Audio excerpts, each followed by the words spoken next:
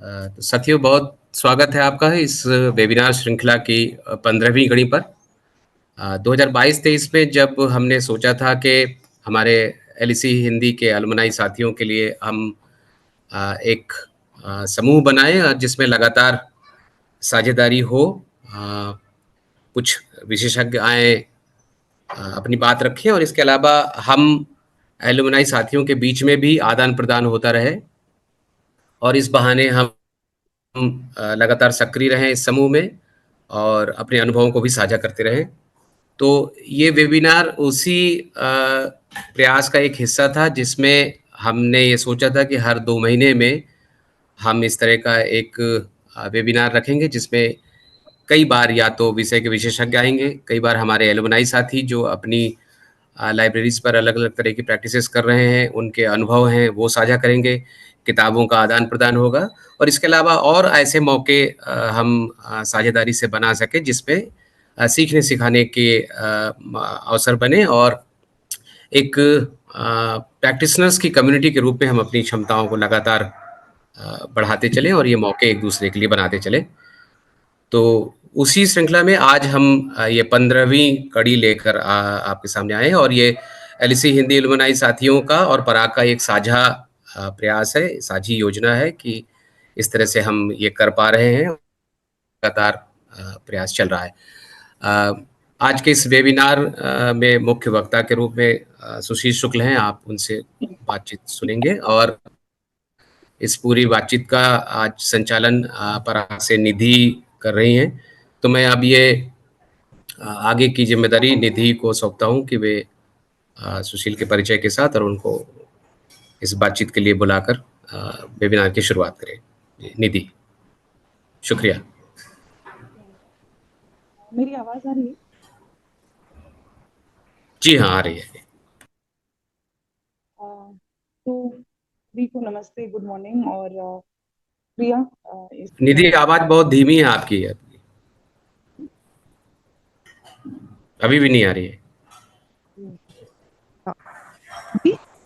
नहीं नहीं, बहुत धीमी है। ये बेटर है क्या? हाँ, ये बेटर है। सॉरी। तो हाँ, थैंक यू सभी को और थैंक यू सुशील जी हम सबके साथ जुड़ने के लिए। तो जैसा कि हम वेबिनार में एक यूजुअली मिलते हैं एक अच्छे स्पीकर के साथ और अच्छी मुद्दों पर और किताबों पर बात करते हैं, तो आज जरूर ऐसी ही अच्छी एक किताब पर हम बात कर रहे होंगे। लेकिन उससे पहले जो एक औपचारिकता है वो उससे शुरू करना चाहूंगी, सुशील जी का परिचय देते हुए। बहुत संक्षिप्त में दूंगी लेकिन देना तो पड़ेगा। बस ये जरूर कहना चाहूंगी कि सुशील जी और मैं बहुत अनौपचारिक रूप से बाहर मिलते हैं, बातें करते हैं, इतनी सारी चीजें आदान प्रदान होती हैं हमारी किताबों पर। लेकिन ये पहली बार है इस तरह के मंच पे मैं उनके साथ ऐसा इंटरेक्शन कर रही हूँ। तो सुशील जी, आप संभाल लीजिएगा और माफी दीजिएगा अगर जहां गड़बड़ हो तो। जी, तो सुशील जी का हम सभी जानते हैं कि बाल साहित्य की दुनिया में एक बहुत जरूरी योगदान रहा है और इस योगदान में उनका एक विजन है। ये जो विजन है, ये जो परिकल्पना है, ये भाषा की जो भाषा का समृद्ध होना और उसे और समृद्ध कैसे करें, ऑथेंटिक लिटरेचर या एक अच्छा गुणवत्तापूर्ण साहित्य हम किताबों में, कक्षाओं में ला पाए, उसकी जरूरत को समझ पाए, किताबों में चित्रांकन में जो बदलाव है उसकी जरूरत को समझ पाए, और ये सब के बहाने हम जीवन जीने, जीवन के अवलोकन, प्रकृति के अवलोकन जैसी बहुत सारी बातें सुशील जी के विजन का पार्ट रही हैं, भाग रही हैं। और आपकी रचनाओं में लगातार जीवन के मुद्दे, समाज के संघर्ष दिखते हैं, लेकिन बहुत ही सटल, बहुत ही निहित तरीकों से दिखते हैं। और इन्हीं निहित तरीकों की वजह से ये रचनाओं में एक अजीब सी मजेदारी बनी रहती है, एक हल्कापन भी होता है लेकिन एक मार्मिकता भी बनी रहती है। तो मैं मैं जरूर इसके उदाहरण सोचती हूँ कि आधा पादा जैसी रचना है, या टिफिन दोस्त है, या रफू की जलेबी है, कि बहुत सटल तरीके से कुछ कहा जा रहा है जो पॉलिटिकल है, जरूरी है, और काफी हमारे जो समाज की कुछ रिजिड धारणाएं हैं जो बहुत ही मतलब इस तरह की मान्यताएं हैं उसको लगातार चैलेंज करती हुई रचनाएं हैं, लेकिन उस चैलेंज में भी एक ह्यूमर है, एक मजा है। तो ये तो बात है आपकी रचनाओं के बारे में।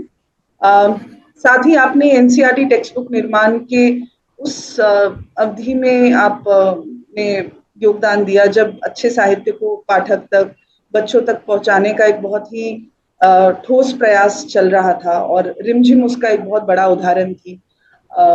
और आप सुशील जी एलईसी हिंदी में भी काफी समय से जुड़े हुए हैं, और हमारे पार्टिसिपेंट्स के लिए लगातार साहित्य और खास करके कविताएं, उसकी सराहना, उन बारीकियां, उसके सौंदर्य से रूबरू कराने का काम आपने हमारे पार्टिसिपेंट्स के साथ किया है। तो ये मेरी तरफ से था, और मुझे लगता है कि हम और समय ना गवाते हुए आगे बढ़ सकते हैं। बस आज की चर्चा का एक क्रम है, दो हिस्से होगी। एक थोड़ी जनरल चर्चा है जिसमें पहले हिस्से में आपकी रचनाओं की और आपके खुद के एक सफर की कुछ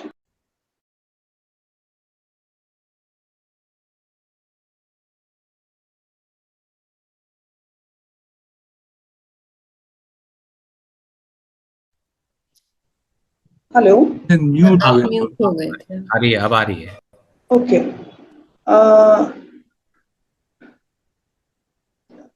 मैं रिपीट करूं क्या, या जी जी जी, बीच में सुनाई नहीं दिया था। नहीं, जस्ट रूपरेखा जो आप बता रही थी उतना रिपीट करिए, पहले ओके, वाला सुन लिया।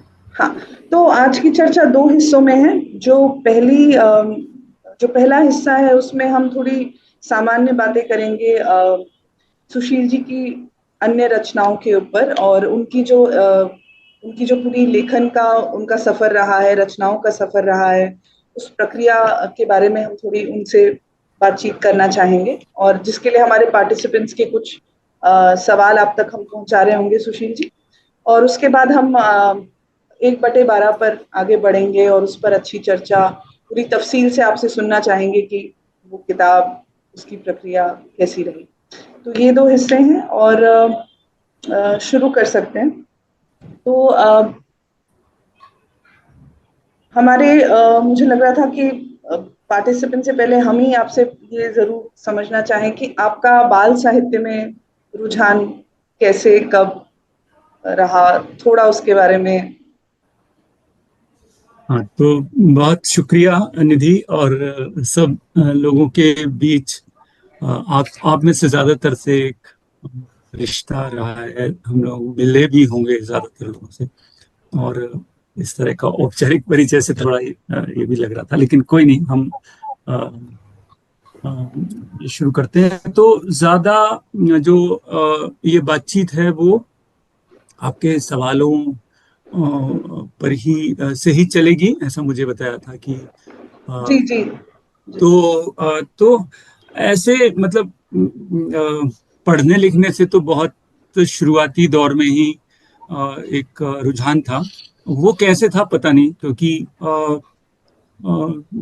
शायद मैं घर में अकेला था, बाकी सब भाई बहन अपना सब पढ़ने लिखने इधर उधर चले गए थे, तो शायद इसलिए भी किताबों के साथ ज्यादा रिश्ता बना रहा। और एक वो वजह हो सकती है, लेकिन कुछ पक्का नहीं कह सकते, क्योंकि कि कैसे हुआ, लेकिन हो गया। और फिर वो चलता रहा। एक हमारे गांव के बगल में एक लाइब्रेरी थी, उसमें किताबें मिलती थी किराए से, और उसमें मतलब उसका एक लंबा किस्सा है, लेकिन वो यहाँ उसकी शायद बहुत स्पेस नहीं है।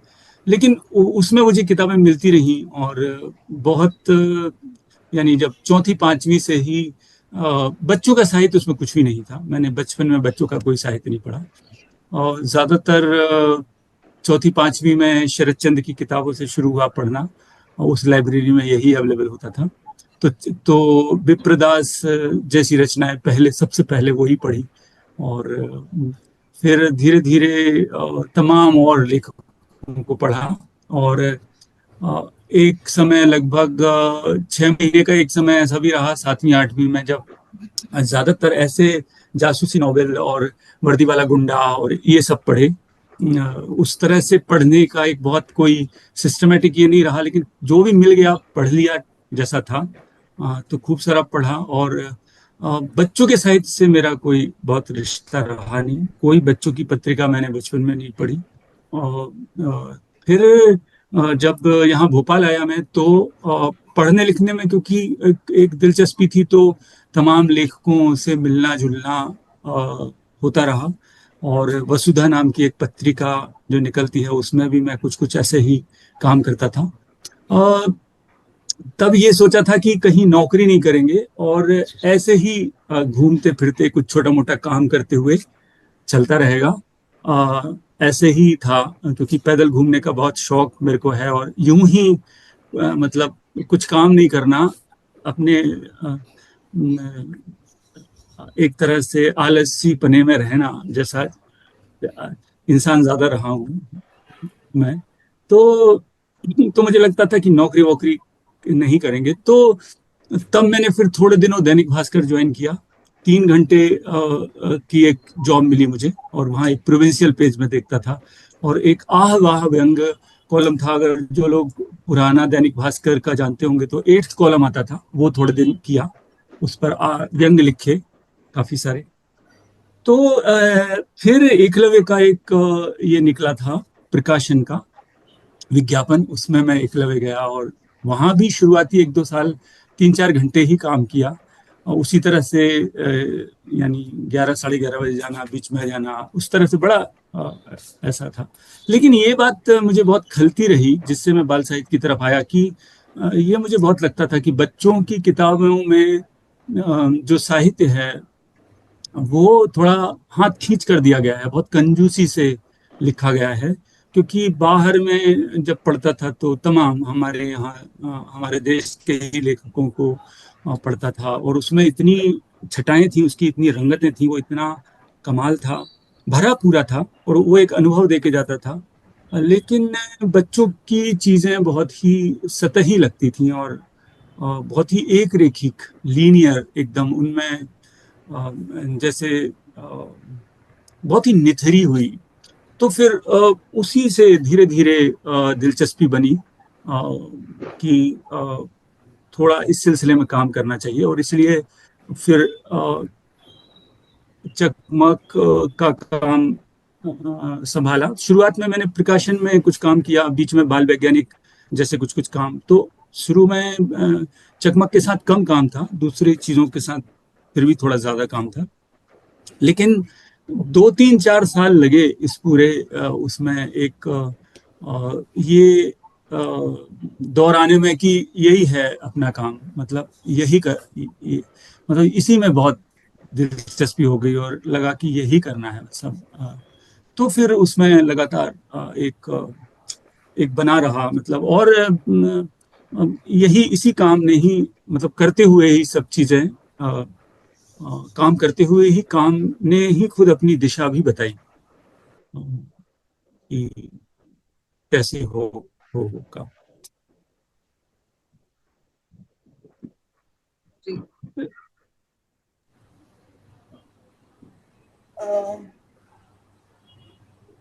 तो सुशील जी, हमारे पार्टिसिपेंट्स के बड़े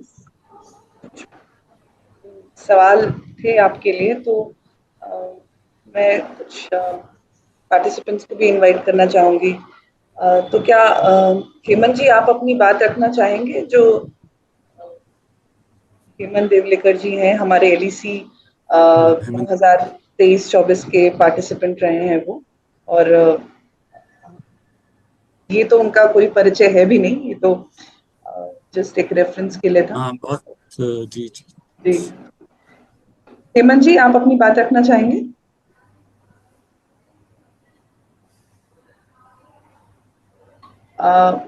या आपकी तरफ से मैं शिवानी, मैं इनका सवाल रख लूं? हाँ, वो दिख नहीं रहे हैं यहाँ पार्टिसिपेंट्स में। हाँ।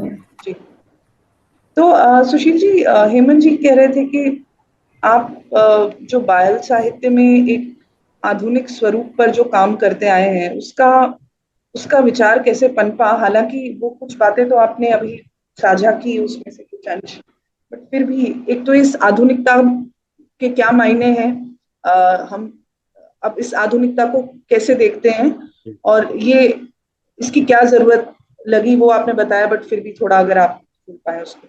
हाँ हाँ, आधुनिक पता नहीं उन्होंने किस अर्थ में देखा, लेकिन जैसे स्वामीनाथन जब यहाँ भारत भवन बना रहे थे तो उनको ऐसे शब्द बड़े उन्होंने लिखा भी है इन पर कि आधुनिक कला और लोक कला आदि, या कई बार वो जो अनौपचारिक बातचीत है उसमें ऐसी जो चीजें हैं, मसलन प्रगतिशील लेखन है या प्रगतिशील लेखक संघ जैसी चीजों पर बड़ी चुटकी लेते थे, कहते थे कि अच्छा साहित्य होगा और प्रगतिशील नहीं होगा तो अलग से प्रगतिशील लगाने की क्या जरूरत है। तो आधुनिक का खैर उसके अपने सीमाएं हैं उस शब्द की, लेकिन ऐसे कोई बहुत सोचा नहीं, लेकिन कि ये आधुनिक है और इस तरफ होना चाहिए।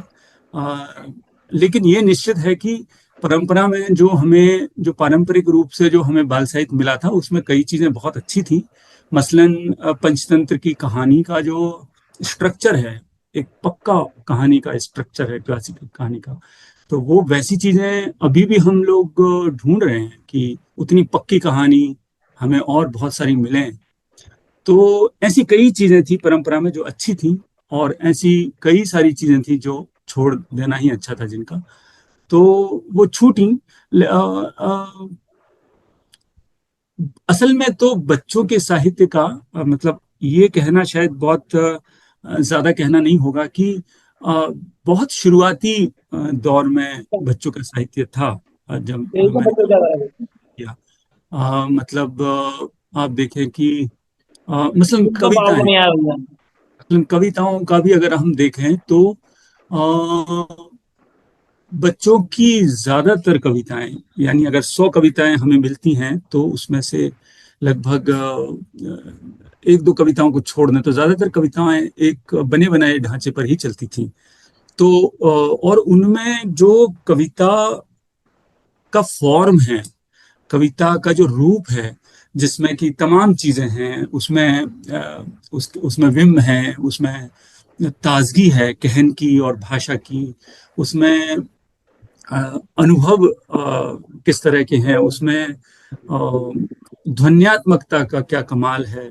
ऐसी तमाम, अगर आप कविता के सिलसिले में बात करने चलेंगे तो ऐसी 50-100 चीजें हैं जो जिनसे मिलकर एक अच्छी कविता बनती है। बल्कि ऐसा कहना चाहिए कि एक अच्छी कविता में इनमें से ज्यादातर चीजें दिखती हैं, तो वो मिसिंग थी।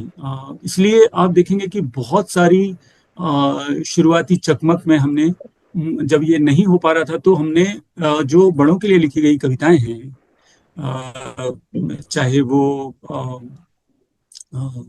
जिसके पास चली गई मेरी जमीन हो, या नागार्जुन की कविताएं जो उन्होंने बच्चों के लिए नहीं लिखी, अकाल और उसके बाद, या ऐसी कितनी ही सारी कविताएं, हवा हूँ हवा में बसंती हवा हूँ, या तमाम टॉर्च, जो बिना नाम की नदी खुशी खुशी में पढ़ाई जाती थी, जो बड़ों के लिए लिखी गई कविता थी और विभाजन पर लिखी गई कविता थी।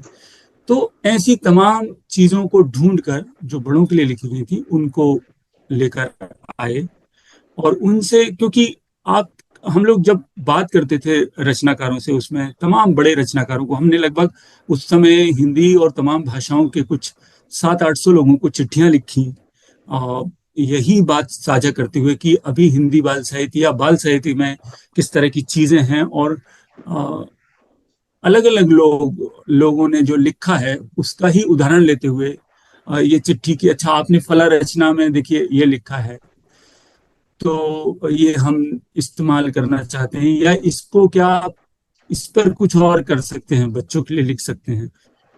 तो मुझे लग रहा है ऐसे ही सब चीजों से, ऐसे ही कहानी में, जैसे कविता के सिलसिले में एक और बात की, जब मैं ये कविता की बात कर रहा हूँ उस दौर की, तो वहां इतनी तक बंदिश थी कि जो उसका मीटर छंद था वो दूसरी लाइन पर जाकर मिल जाता था, यानी ये भी नहीं था कि छंद तीसरी लाइन पर मिले, इतना भी प्रयोग नहीं था। और बड़ों की कविताओं में आप देखिए कितने सारे कविता, नई कविता और तमाम आंदोलन, हाइकू, गजल, कितने सारे आंदोलन हो रहे थे और चीजें तोड़ रहे थे लोग सायास रूप से। लेकिन उसकी कोई आहट अ, बच्चों की कविता में नहीं थी। कोई एक्सपीरियंस नहीं था बच्चों की कविता में।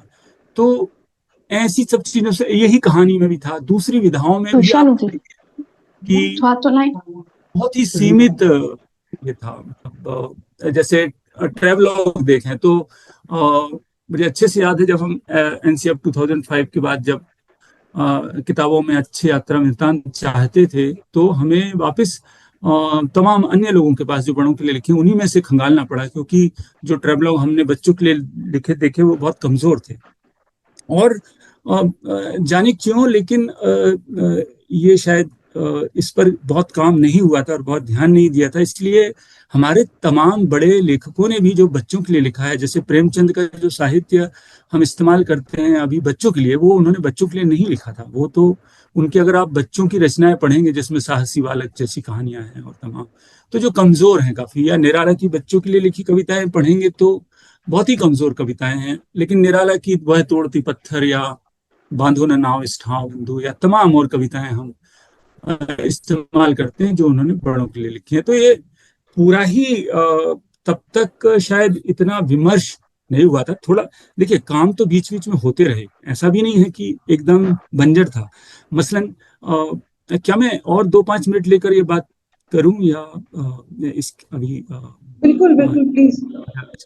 तो जैसे बीच बीच में ये मिलता रहता है, जैसे श्रीनाथ पाठक हैं या राम नरेश त्रिपाठी, अब से 100 साल, 125 साल पहले के व्यक्ति हैं, जो जिन्होंने बहुत जुकाम हुआ नंदू को, एक रोज वह इतना चीखा इतना चीखा, तो ऐसे बीच बीच में चीजें आती रही। और सर्वेश्वर जी के जमाने की पराग का ही उदाहरण है, या शमशेर जी ने जब एलिस इन वंडरलैंड की, तो ऐसे बीच बीच में चीजें होती रही।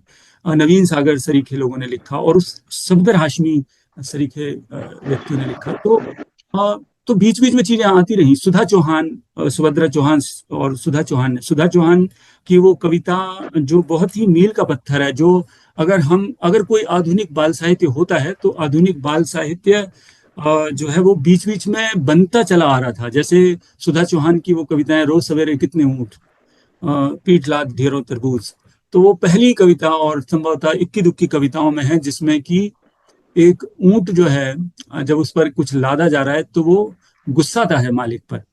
और ये पहली मुझे लगता है, और कहीं मुझे इसके वाक्य नहीं मिलते ऐसे जिसमें कि रचनाकार इस तरह से पेश करता है एक जानवर को। तो ये जो आधुनिकता है, ये बीच बीच में चीजें आ रही थी। या जब सर्वेश्वर जी ने लिखा का जो काम है पूरा, आप चाहे वो उनका दीपक वाली कविता है, या महंगू ने महंगाई में पैसे फूके टाई में फिर भी मिली नौकरी औंधे पड़े चटाई में, या किताबों में बिल्ली ने बच्चे दिए हैं, ये बच्चे कल को इंजीनियर बनेंगे, आदि आदि। तो सफदर हाशमी की ही कितनी सारी कविताएं हैं। तो और इसमें सिर्फ यही नहीं कि ये 1950, 60, 70 का जमाने की बात कर रहा हूँ, उससे पहले हमारी परंपरा में भी बहुत सारी चीजें हैं। मसलन नजीर की जो कविताएं हैं वो पर्याप्त रूप से और आधुनिक थी, आज भी एकदम चमचमाती ताजी दिखती हैं आपको, जिसमें आप तमाम कविताएं हम जानती हैं उनकी। आप चाहे चूहे का अचार वाली कविता है, या खटमल और तमाम, या आदमी नामा है, या रोटियां हैं, तो तमाम चीजें थी ऐसी।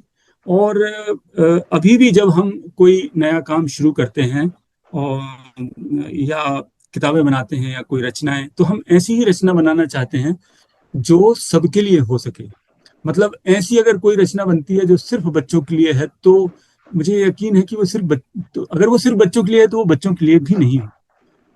उसमें मतलब और जो हम सोचते हैं कि क्या ऐसी रचना हम बना सकते हैं जो पेड़ की तरह हो, कि सबसे छोटे बच्चे के लिए भी उसमें एक्सपीरियंस है, वो उसको छू के देखेगा, या उस पर कोई पक्षी बैठा बोल रहा है उसको सुन रहा है, उसका ध्यान खींच रहा है।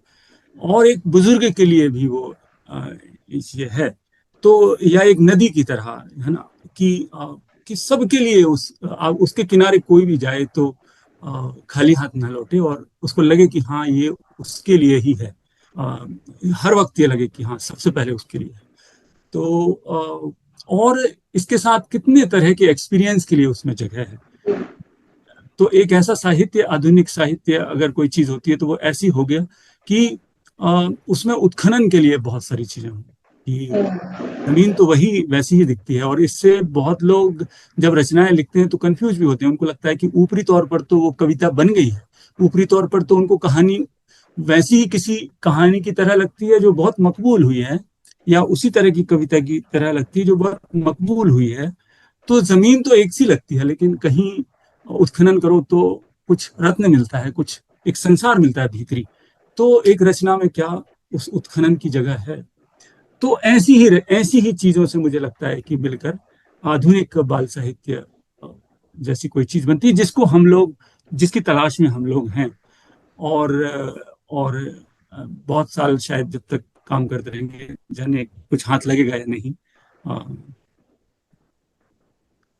जब मैं ये सब बात कर रहा हूँ तो ये बातें चित्रों के लिए भी हैं, क्योंकि जब मैं कह रहा था कि कविताओं के इतने सारे आंदोलन हुए, तो आप चित्रों में भी देखिए कि कितना सारा काम हुआ है दुनिया भर में, और अमूर्त को कितना साधा गया है, और तमाम बड़े चित्रकारों ने काम किया। लेकिन बच्चों के लिए हम बहुत ज्यादा रियलिस्टिक, फिगरेटिव, कॉन्क्रीट चीजें लाना चाहते हैं। तो ये सब के सिलसिले में मैं बात कर रहा हूँ।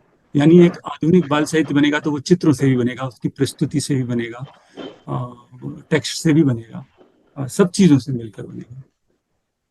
और उसको एक आधुनिक प्रगतिशील बच्चा है, और जो सोचते हैं उस रीडर के तौर पर उसको मानना पड़ेगा कि वो है, तभी बनेगा।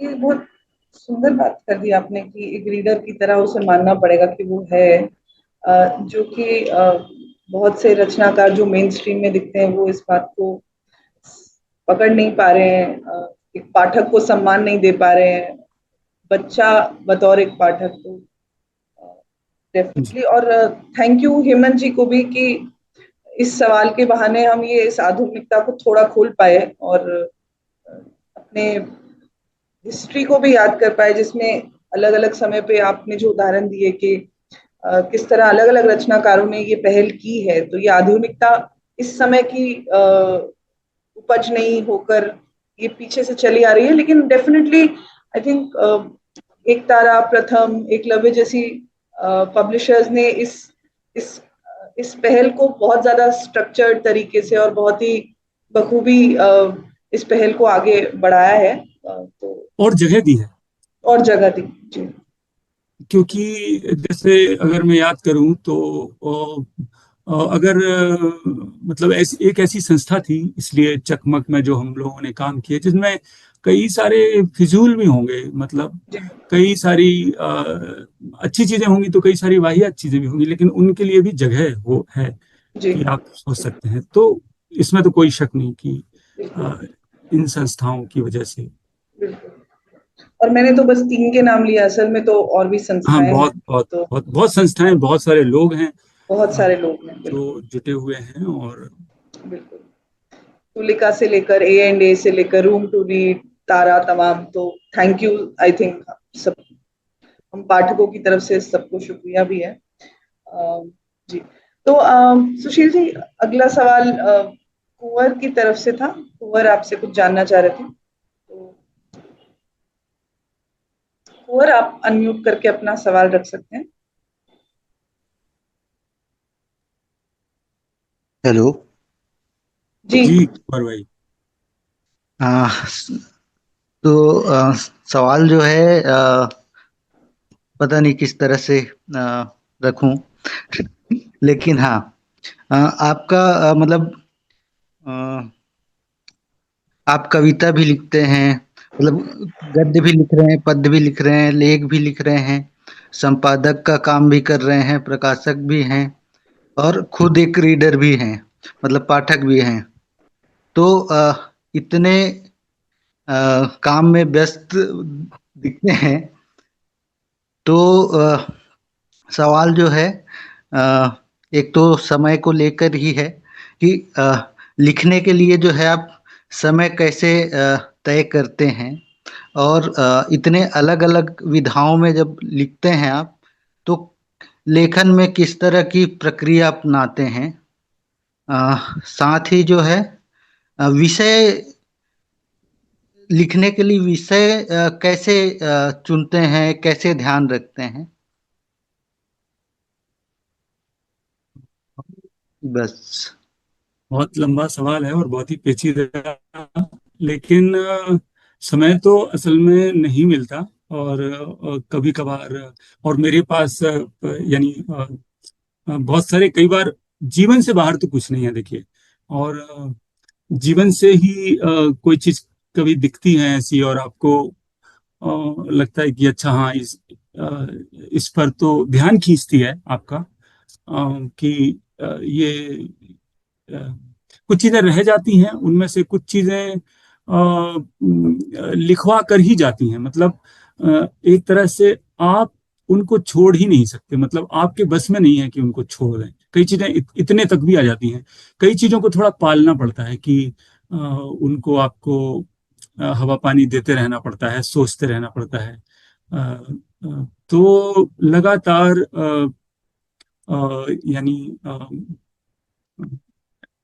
लगातार जीवन में मुझे लग रहा है कि जैसे हम सभी हैं, लेकिन लेकिन थोड़ा धस के अगर आप चीजों को देखते हैं, सोचते हैं, यानी अ, अ, एक तो है कि एक पेड़ है, मान लो आप कहीं से गुजर रहे हैं, उतना ही देखा, एक थोड़ा और पास जाके देखेंगे तो पता चलेगा कि अच्छा नीम का है या इमली का है, फिर आप और ज्यादा पास जाएंगे तो फिर आपके पास और कुछ चीजें समझ में आएंगी उसकी, कि उसका तना किस तरह का है, किस तरह की छाया है, उसके नीचे से खड़े होकर देखने में कैसा आकाश दिखता है, पक्षी पेड़ वो कहाँ है, आदि आदि। तो एक आप वक्त के साथ आपको एक्सपीरियंस मिलता है, हो सकता है वो कभी आपके लिखने के काम में आए, और आएगा ही। तो एक तो सोच के बहुत चीजें होती नहीं है, मैंने देखा, मुझसे तो नहीं होती हैं कि कोई विषय जैसे ऐसा सोचो कि अच्छा आप मुझे फला चीज पर लिखना है, ऐसे सोच के नहीं होता है। अचानक ही कोई काम करते हुए चीजें आती हैं, और आमतौर पर मैं कई बार ये करता हूँ कि अपनी डायरी में या कहीं मोबाइल में नोट कर लेता हूँ। 100 में से 99 चीजें तो चली जाती हैं, तो उनका कुछ नहीं होता है। बाद में जब मैं अभी मैंने सोचा कि अरे वाह क्या बात है, बहुत ही सुंदर बात है और इसको लिखना चाहिए, और उसमें बड़ा एक एक ताप रहता है उस समय, बड़ा रोमांच रहता है, लेकिन 8 दिन बाद जब आप पलट के देखते हैं कि ये क्या है, तो उससे वो जा चुका होता है। यानी उस क्षण में ही अगर आप कुछ उसके साथ संवाद कर सकते थे तो कर सकते थे, अब वो चीज जा चुकी होती है। ऐसा मेरे लिए होता है, लेकिन अलग अलग लोगों के लिए अलग अलग तरह से चीजें होती हैं। तो अलग अलग विधाएं तो एक तरह से कंटिन्यूटी है, मुझे लग रहा है कि अ, अ, कई बार वो जो जब आपके मन में आइडिया आता है तो वो इसके साथ आता है कि वो कविता बनेगी उससे, वो कविता की तरह आएगा या कहानी की तरह आएगा। तो ये है, मैं कहानी, क्योंकि मैं थोड़ा आलसी हूँ इस मामले में, लिखने के मामले में, तो मैं कविताएं ज्यादा लिखता हूँ, और कहानियों में थोड़ा मेहनत ज्यादा लगती है, उसमें ज्यादा आपको समय चाहिए और बहुत बार काम करना होता है।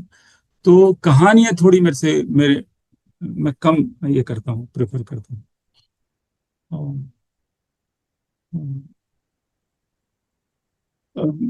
पता नहीं आपका आपके सवाल का कितना जवाब इससे मिला।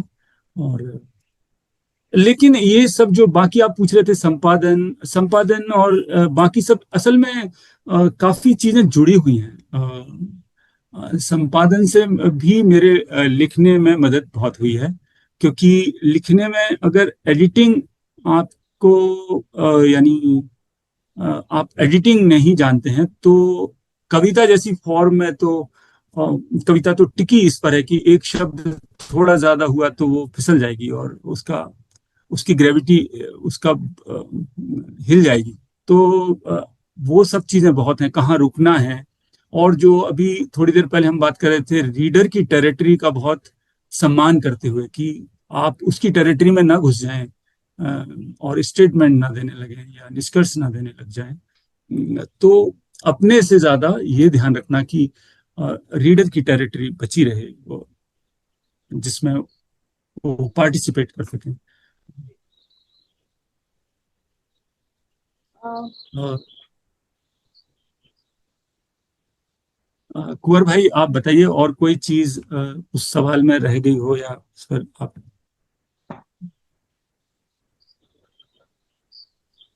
नहीं, मेरे लिए तो आ गया है वैसे। हाँ।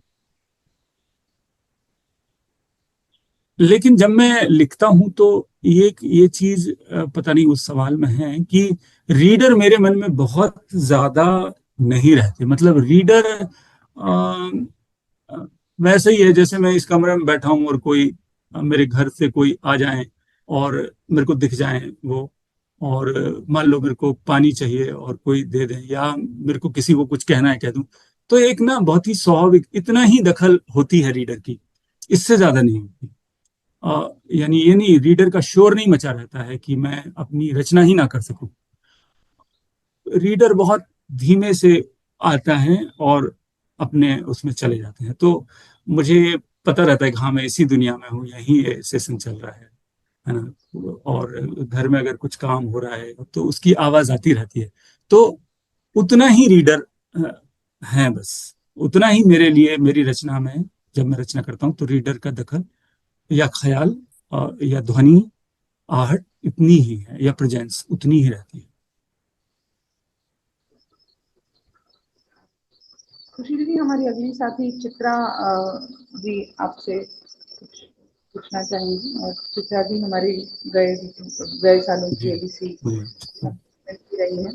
चित्रा जी, आपका सवाल।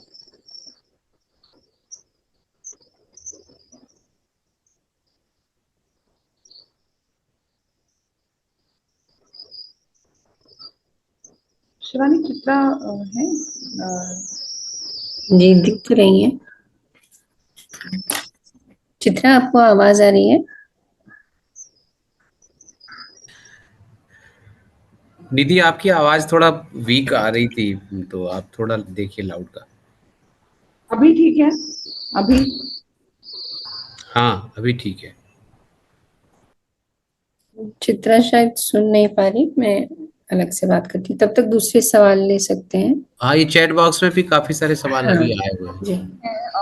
जी प्रशांत, आप थोड़ा अपनी बात रखेंगे?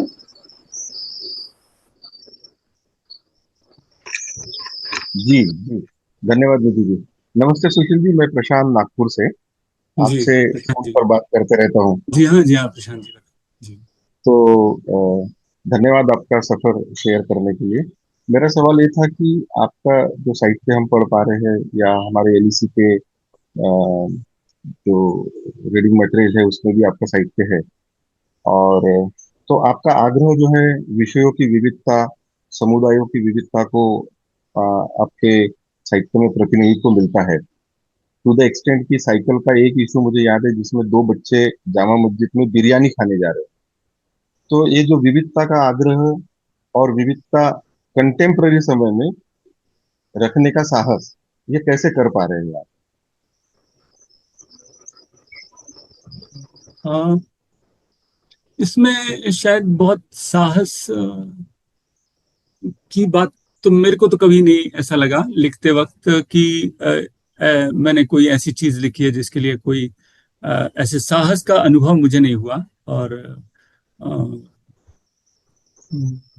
लेकिन जैसे जो रोजमर्रा की चीजें हैं उनमें जो रूटीन चीजें हैं वो बहुत आकर्षित नहीं करती हैं। जो कुछ या रूटीन में ऐसी चीजें जरूर आकर्षित करती। कई बार आपको लगता है अरे आप इस पेड़ से इतनी बार गुजरते रहे या इस व्यक्ति से इतनी बार मिलते रहे और आपको इतना ही नहीं पता। और फिर लगता है कि हम बहुत रूटीन उसमें लग गए हैं और बहुत बुनियादी बुनियादी चीजें एक तरह से हमारी नजर प्रूफ हो गई हैं जैसे। तो फिर वो आता है लिखने का कि अ, तब फिर एक आइडिया आ सकता है। लेकिन आमतौर पर ज्यादा प्रतिनिधित्व तो ये है कि कैसी जिंदगी आपके सामने खुली है, अ, उससे ही प्रतिनिधित्व, मतलब उसी से मेरी रचना बनती है। बहुत प्रतिनिधित्व सोच के नहीं लिखा कभी। जैसे जैसे ये किसी को लग सकता है कि मान लो कि जैसे आपने कहा बिरयानी या आदि आदि, लेकिन मैं जिस कस्बे से हूँ वहाँ 60% मुस्लिम थे। अब वहाँ उस कस्बे में शायद 50-50 या 40-60 उल्टा हो गया, लेकिन और हिंदू 40% थे। और तो हमारा कोई भी काम मतलब मिले जुले बिना, चाहे हम खेलने जा रहे हों, हम स्कूल जा रहे हों, हम कुछ भी कर रहे हों, ये संभव ही नहीं था कि एक दूसरे का साथ ना मिले। और तो वो जिंदगी में जैसा था, और जब अगर कोई चीज आती है तो वो स्वाभाविक रूप से वैसी ही आती है। मतलब अगर मैं वैसा ना लिखूंगा तो मेरे को शायद प्रयास करना पड़ेगा, अगर उसको हटाने के लिए मेरे को जरूर प्रयास करना पड़ेगा। लेकिन वो स्वाभाविक है बिल्कुल। और अब से कई इलाकों में थोड़ा अभी फिजा बदली है, वो सही है। और उसमें थोड़ा ये हुआ है, उसमें गड़बड़ाई हैं चीजें, और उम्मीद है वो लौट आएंगी। तो पहले तक थोड़ा बेहतर था, यानी तो वो विषय हो सकता है कि आज लगता है कि बड़े साहस की बात है, लेकिन तब वो बहुत आम थे। और उसी आमियत के साथ मैं लिखता हूँ। मुझे लग रहा है कि साहस इस बात में जरूर होता है जब आप किसी को भेजते हैं वो रचना, तब जरूर साहस की जरूरत लगती है कि लगता है कि अच्छा, मतलब एक ये लगता है कि क्या आप क्या सचमुच में ये रचना बन गई है और आपको लग रहा है कि कहीं छपना चाहिए उसको। उसमें जरूर साहस करना पड़ता है कई बार भेजने के लिए। अ,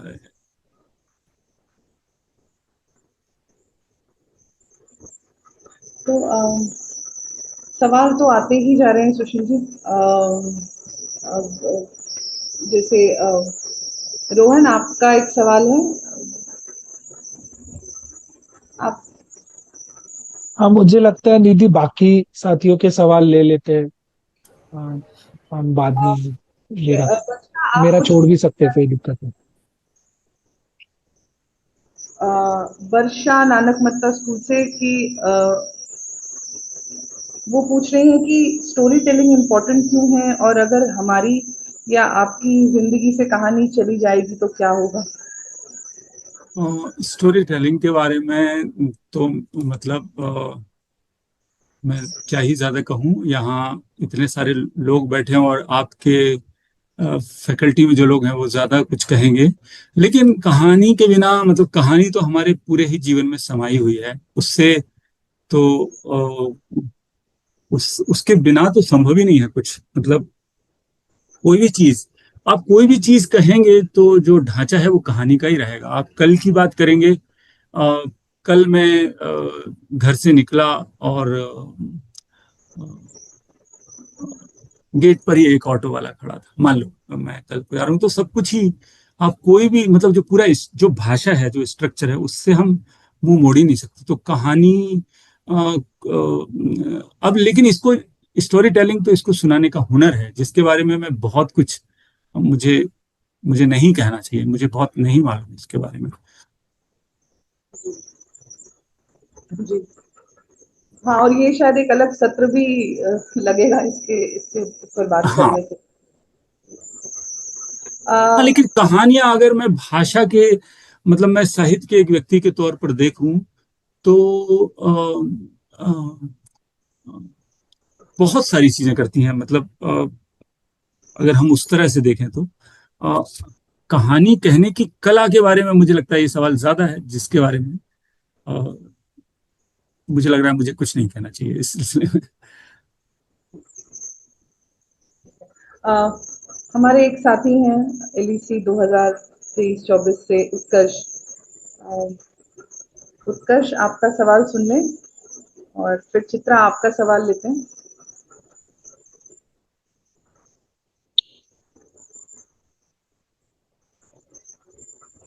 उत्कर्ष आप लाइन पे हैं या मैं आपका सवाल पढ़ दूं? हाँ जी, हाँ जी। नमस्ते सुशील जी। सो कविता को लेकर तो काफी बातचीत हुई आपसे, रूबरू भी वहां भोपाल में भी आए थे तब बात हुई थी। पर अभी जैसे कुछ पत्रिका को लेकर काम कर रहे हैं बच्चों के साथ कविता को लेकर, तो ये ज्यादातर सामने आ जाता है कि अवलोकन को हम कैसे देखें, क्योंकि बहुत बार कविताओं में कल्पना को लेकर भी एक असमंजस रहता है। तो आपकी जितनी रचनाएं देखी है उसमें भी आसपास के परिवेश और अवलोकन बहुत खास होता है और बच्चे भी बहुत पसंद करते हैं। तो आपका क्या मानना है कि हम जब रचना को लेकर या कविता लेखन को लेकर बच्चों के साथ भी अगर काम करते हैं तो ये अवलोकन को कैसे देखें? क्या इज इट इम्पोर्टेंट और नॉट, मतलब कि कैसे जोड़ा जाए इसमें? देखिए, हिंदी के सिलसिले में देखें तो इतना सुविधा है। आप अपनी भाषाओं में देखिएगा कि जैसे देखना जो है अवलोकन के अर्थ में, तो देखना तो सिर्फ देखने से बनता भी नहीं है। आप देखिए, पूरा चलकर देखो, कहकर देखो, सुनकर देखो, चखकर देखो, है ना, आकर देखो, जाकर देखो। मतलब आप देखिए कि देखना खुद ही देखने से ज्यादा, मतलब देखना तो कुल मिलाकर सब कुछ से मिलकर बनता है। तो तो उसके बिना तो कैसे, मुझे लग रहा है कि लेखक के रूप में देखने की और जीवन को जीने की और धंसकर जीने की उतनी ही अपेक्षा रहती है जितनी कि किसी भी आम व्यक्ति से आप कर सकते हैं। जितनी कि एक आम व्यक्ति से जितनी अपेक्षा आपको रहेगी ना, अपने से ही मान लो एक अपेक्षा रहेगी, दूसरे से तो अपेक्षा रखना ये नहीं है। लेकिन मान लो मैं अपने ही लिए सोचूं कि मेरी अपेक्षा अपने से क्या होगी, तो मैं चाहूंगा कि हाँ, कि मैं जब गुजरूं यहाँ से तो मुझे पता हो कि मैं जिस रास्ते से जाता हूँ उसमें क्या क्या आता है। तो उतनी ही लेखक से कोई अतिरिक्त मुझे नहीं लगता, मतलब मैं अपने ही तौर पर देखूं तो कोई अतिरिक्त देखने की ऐसी मुझे जरूरत नहीं लगती। और मैं देख भी क्या सकता हूँ अतिरिक्त? देखिए, अब जैसे उदाहरण के लिए, मैं एक सामने एक पेड़ है मेरे और वो 80 साल का है, या हमारे ऑफिस में एक पेड़ है जो 125 साल का है।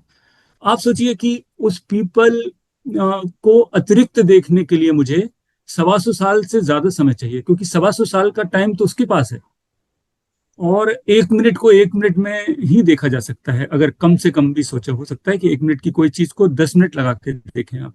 लेकिन अगर उतना ही समझ लीजिए बराबरी का भी सौदा, तो 125 साल लगेंगे मुझे उस पीपल को, उतना टाइम उसमें है, तब मैं करूंगा। तो मेरे पास सोचिए कि मैं तो थोड़ा बहुत देख लूं, यानी उस पीपल को अगर आधा घंटे समझ लूं, 1 घंटे बिताऊं उसमें, जो कि आप सोचिए कि कितना कम है। मतलब अतिरिक्त का अगर उल्टा कोई शब्द होगा, अ, अ, अ, तो तो मतलब वो उसकी तरफ होगा। अगर हम 1 घंटे देखते हैं, 2 घंटे देखते हैं, या किसी व्यक्ति से मिलना, तो मुझे लग रहा है कि हम बहुत कम ही कर सकते हैं। अतिरिक्त तो छोड़ ही दीजिए। तो लेखक शायद थोड़ा थोड़ा 10 मिनट जो कम होता है उसमें भी 10 मिनट और लगा देता होगा शायद। थोड़ा और बात करते हैं, चीजों से जुड़ते हैं, जहां होते हैं वहां होते हैं थोड़ी देर के लिए, और यही मुझे लग रहा है कि होगा।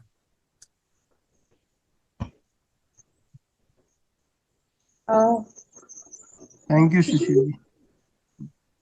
जैसे जैसे देखिए, हम लोग रियाज में एक बार हम होशंगाबाद एकलव्य में जो माली हैं, अ,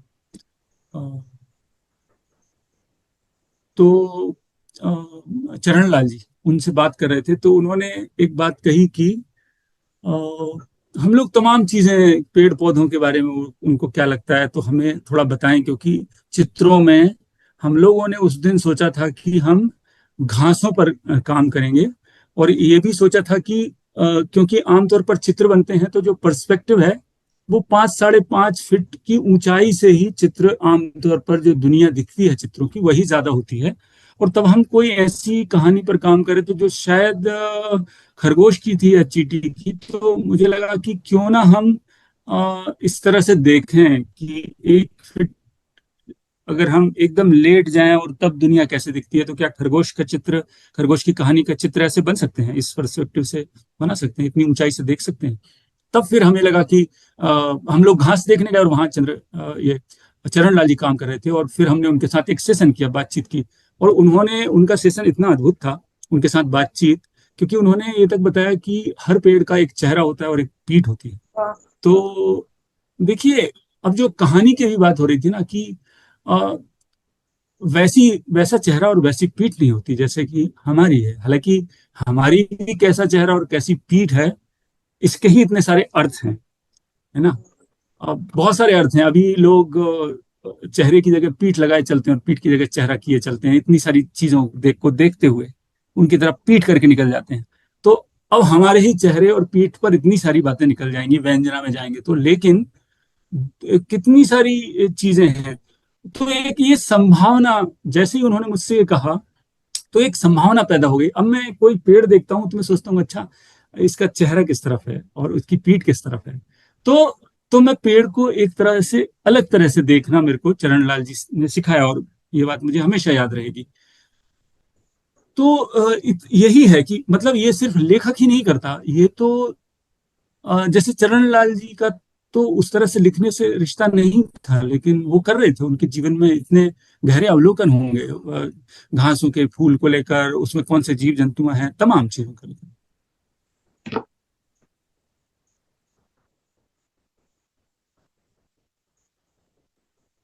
thank you so much Sushil ji.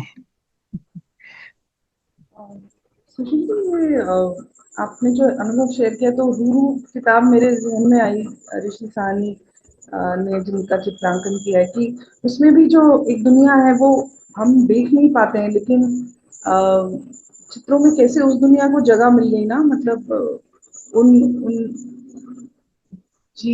मतलब उस तरह के जीवन को जगह मिली, वो दिखा, और वो एकदम उसकी लेवल पे दिखा जो ऊपरी दुनिया की लेवल है, मतलब वो उतनी ही इक्वल जगह मिली। तो ये बड़ी कमाल बात याद आ गई उस किताब की, ये हुआ था।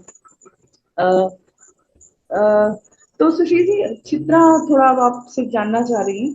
उन्होंने आपकी जो कविता पढ़ी, उस पे चित्रा का भी एक सवाल है, और हमारे एक साथी जयेश भी हैं, वो भी उन्होंने अपनी कुछ एक बात साझा कल की थी, तो मैं उनसे भी रिक्वेस्ट करूंगी अगर वो यहाँ पे फिर से अपनी बात साझा करना चाहें।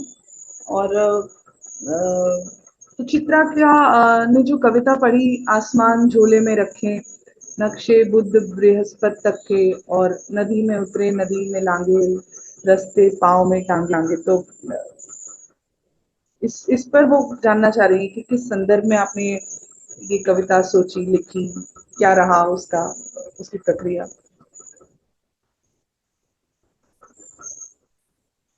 सुशील जी, आप म्यूट पे हैं। हाँ, माफ कीजिए, ये कविता बहुत पुरानी है तो मुझे बहुत याद नहीं है, और ये लंबी कविता है। इसका एक बंद ये है, आसमान झोले में रखे, नक्शे बुध बृहस्पति तक के, नदी में उतरे उतरे नदी को लांघे, रास्ते पाँव में टांगे टांगे। तो मतलब अब देखिए, कविता का यहाँ में मतलब अगर इसका अर्थ बताऊंगा तो वो तो कविता है नहीं। लेकिन देखिए,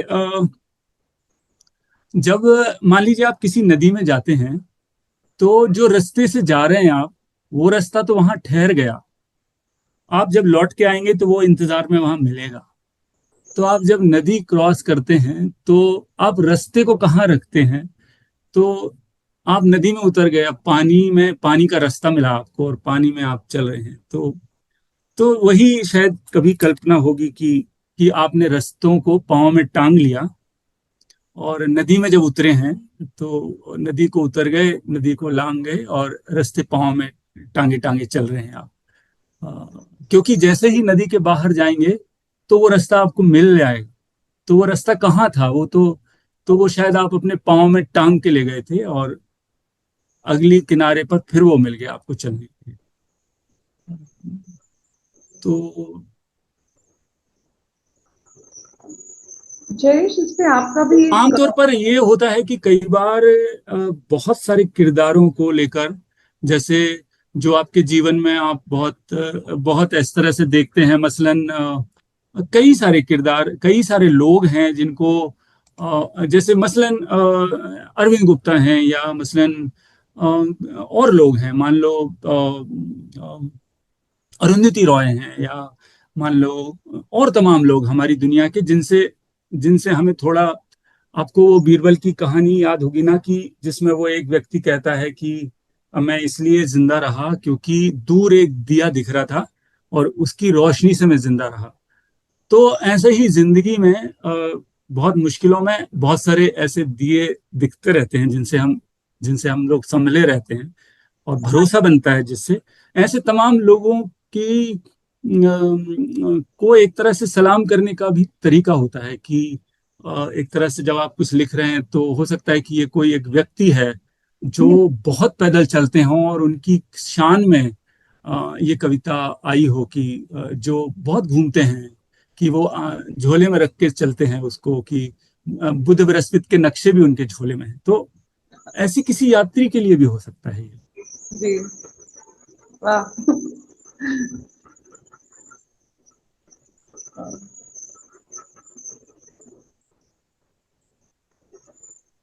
ठीक है सुशील जी, जयेश भी इस कविता पर कुछ विचार कर रहे थे, तो जयेश आप थोड़ा साझा करना चाहेंगे?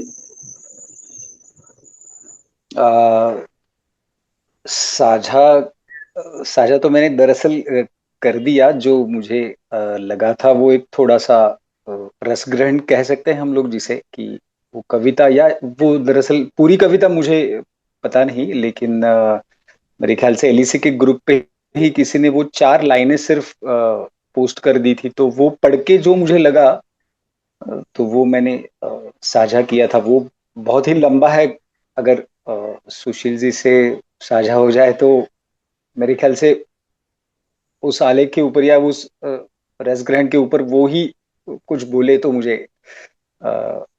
ज्यादा अच्छा होगा, कि क्या वो नजरिया जो जिस तरह से मैंने उस कविता को समझा या अवलोकन हुआ मुझे, या जिस तरह से मैंने उसका रस लिया, वो वैसे है या नहीं, या जो भी है, मतलब क्योंकि कविता की सुंदरता यही है कि हर एक पर्सन अपने अपनी तरीके से उसका एक आनंद उठाता है।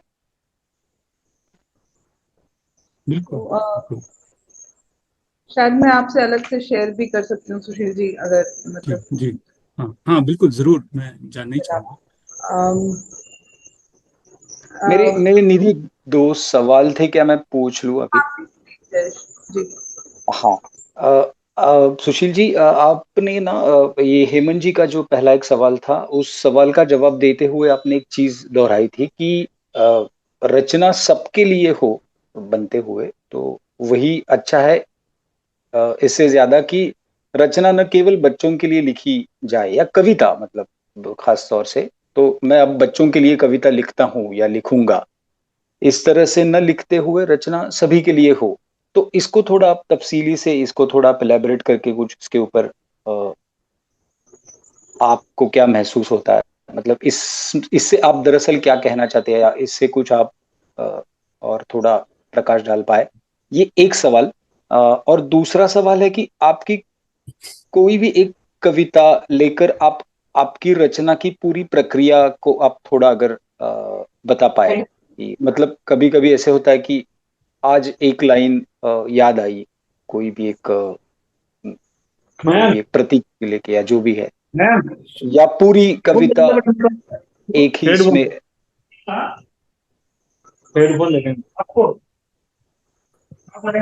हेलो।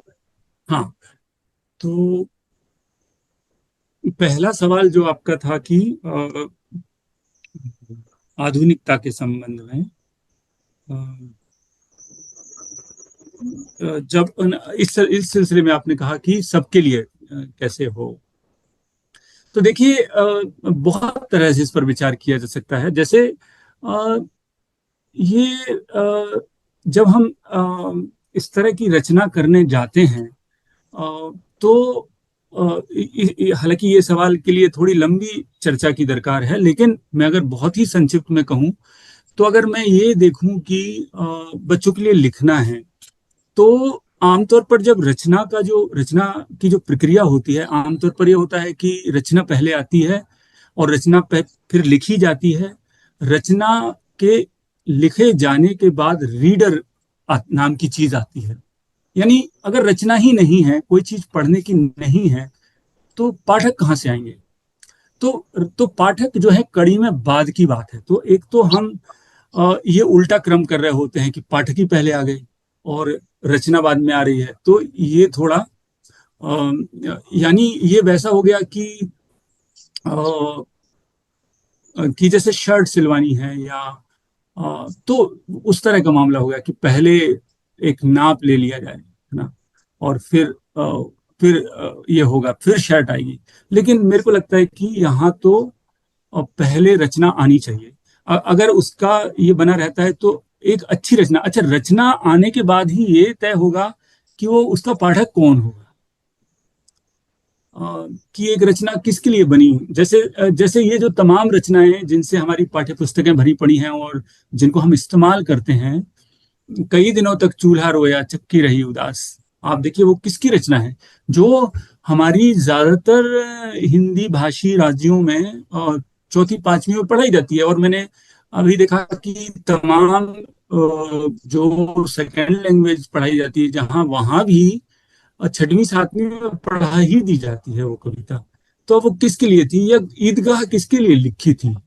और अभी आपने देखा होगा, ये हम लोगों को लगातार ये बातें खलती रही कि तमाम रचनाओं को टेक्स्ट बुक्स में जब लेते हैं तो टेक्स्ट बुक का जो दरवाजा है उसके हिसाब से उनका कद छोटा बड़ा करते हैं, कि ये चलो इसको यहाँ से छाड़ दें, यहाँ कर दें, ये कर दें। और ईदगाह के सिलसिले में शायद मतलब ईदगाह जो पूरी की पूरी कहानी पढ़िएगा, अद्भुत है। मतलब उसमें कई जगह इस तरह के, जैसे उदाहरण के लिए एक वाक्य है उसमें कि जब वो अमीना बहुत मुश्किल से कुछ पैसे जमा करती हैं और उन्होंने हामिद के लिए वैसे उन्होंने शायद 8 आने बचा के रखे थे कि ईद आएगी तो 8 आने हमारे पास खर्च करने होंगे। लेकिन लगातार कुछ ना कुछ काम आते गए और पैसे खर्च होते गए और फाइनली 2 आने बचे और 2 आने देकर उनको हामिद को ईदगाह भेजना है। अब यहाँ प्रेमचंद एक बहुत सुंदर वाक्य लिखते हैं कि अमीना ने ये पैसे ईमान की तरह बचा कर रखे थे। अब टेक्स्ट बुक्स में इस वाक्य को अनुमति नहीं मिली कहानी में बने रहने की, उसको हटा दिया, क्योंकि ये समझा गया कि बच्चे नहीं समझेंगे। हो सकता है कि बच्चे वैसे नहीं समझते जैसे कि बड़ों को लगता है कि उन्हें समझना चाहिए या वो खुद समझते हैं। तो एक तो ये कि बच्चे अपने तरीके से बच्चे भर समझ सकते थे, इसकी एक संभावना आपने खत्म कर दी उससे। और क्या पता वो क्या समझते।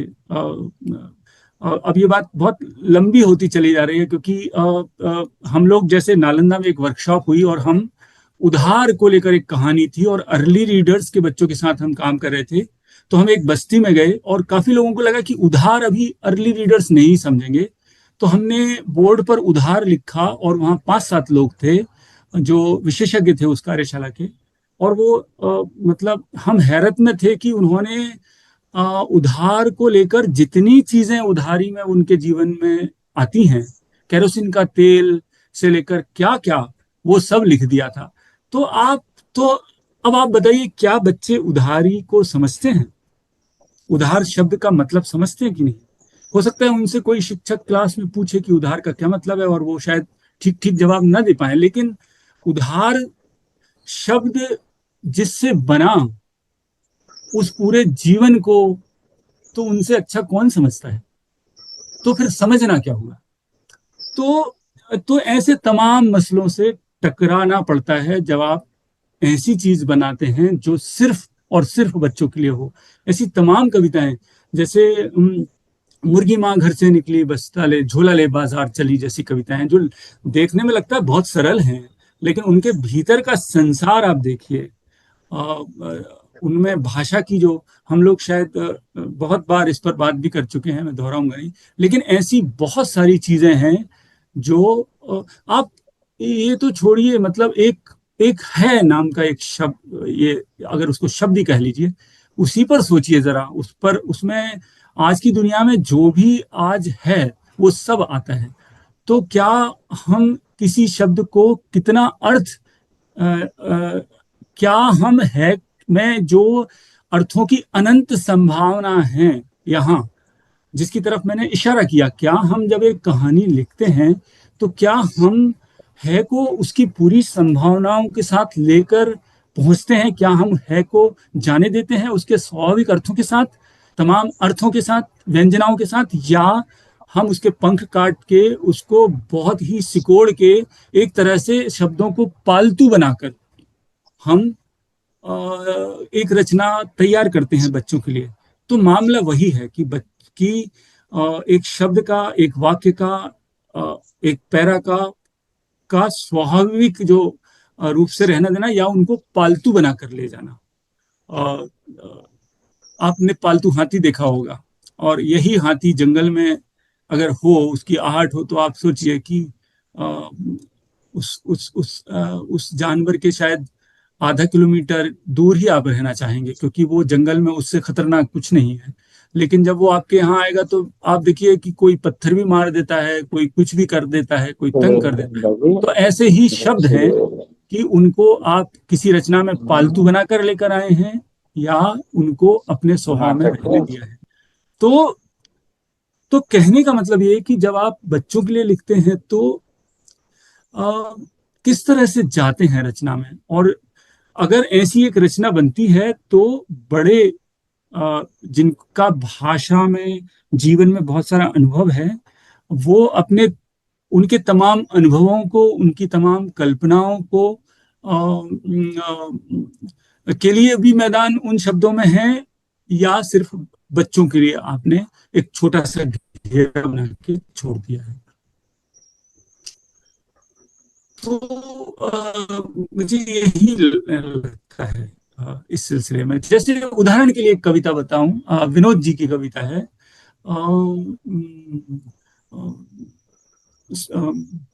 बनते कहाँ दिखा, बना बनाया देखा आकाश, बनते कहाँ दिखा आकाश, ये जो कविता है आप कभी पढ़िएगा। अब आप देखिए कि इस कविता का टाइम सोचिए जरा, इस कविता में टाइम और स्पेस सोचिए। कोई भी कला और साहित्य में इन दो चीजों को इग्नोर करके आप बहुत आगे समझ नहीं सकते उनके संसार को। तो इसके समय को देखिए, तो विनोद जी ने ये नहीं सोचा कि बच्चों से ये बात करें कि नहीं, कि आसमान को किसी ने बनते देखा है क्या। और आप देखिए कि यहां से, इस बात से कितनी एक विस्तार, एक कितना बड़ा कैनवास है इस कविता का, कि हमने बनते नहीं देखा आसमान को। फिर यहाँ कह के वो ठहर जाते हैं। एक कमजोर कवि इस पंक्ति के लाड़ में हो सकता है कि ऐसी 20 चीजें और गिना दे जिनको कि बनते हुए नहीं देखा है, लेकिन तब वो पाठक की टेरिटरी में कब्जा कर रहे हैं, क्योंकि अब एक तरफ इशारा करके आप हट गए, तब पाठक के मन में ऐसी हजारों हजार चीजें होंगी जिनको उन्होंने बनते नहीं देखा। और अंत में कविता कहती है कि ये सब अगर बनते, मतलब ये बनाया रहे तो कितना अच्छा हो। तो अब देखिए कहाँ से शुरू होती है। लेकिन एक बच्चे के लिए इसमें बच्चे भर, जैसे कि बहुत छोटे बच्चे को तारे दिखाते हैं, उतने भर भी से भी शुरुआत है उसमें, और फिर बहुत अनंत भी जा सकते हैं।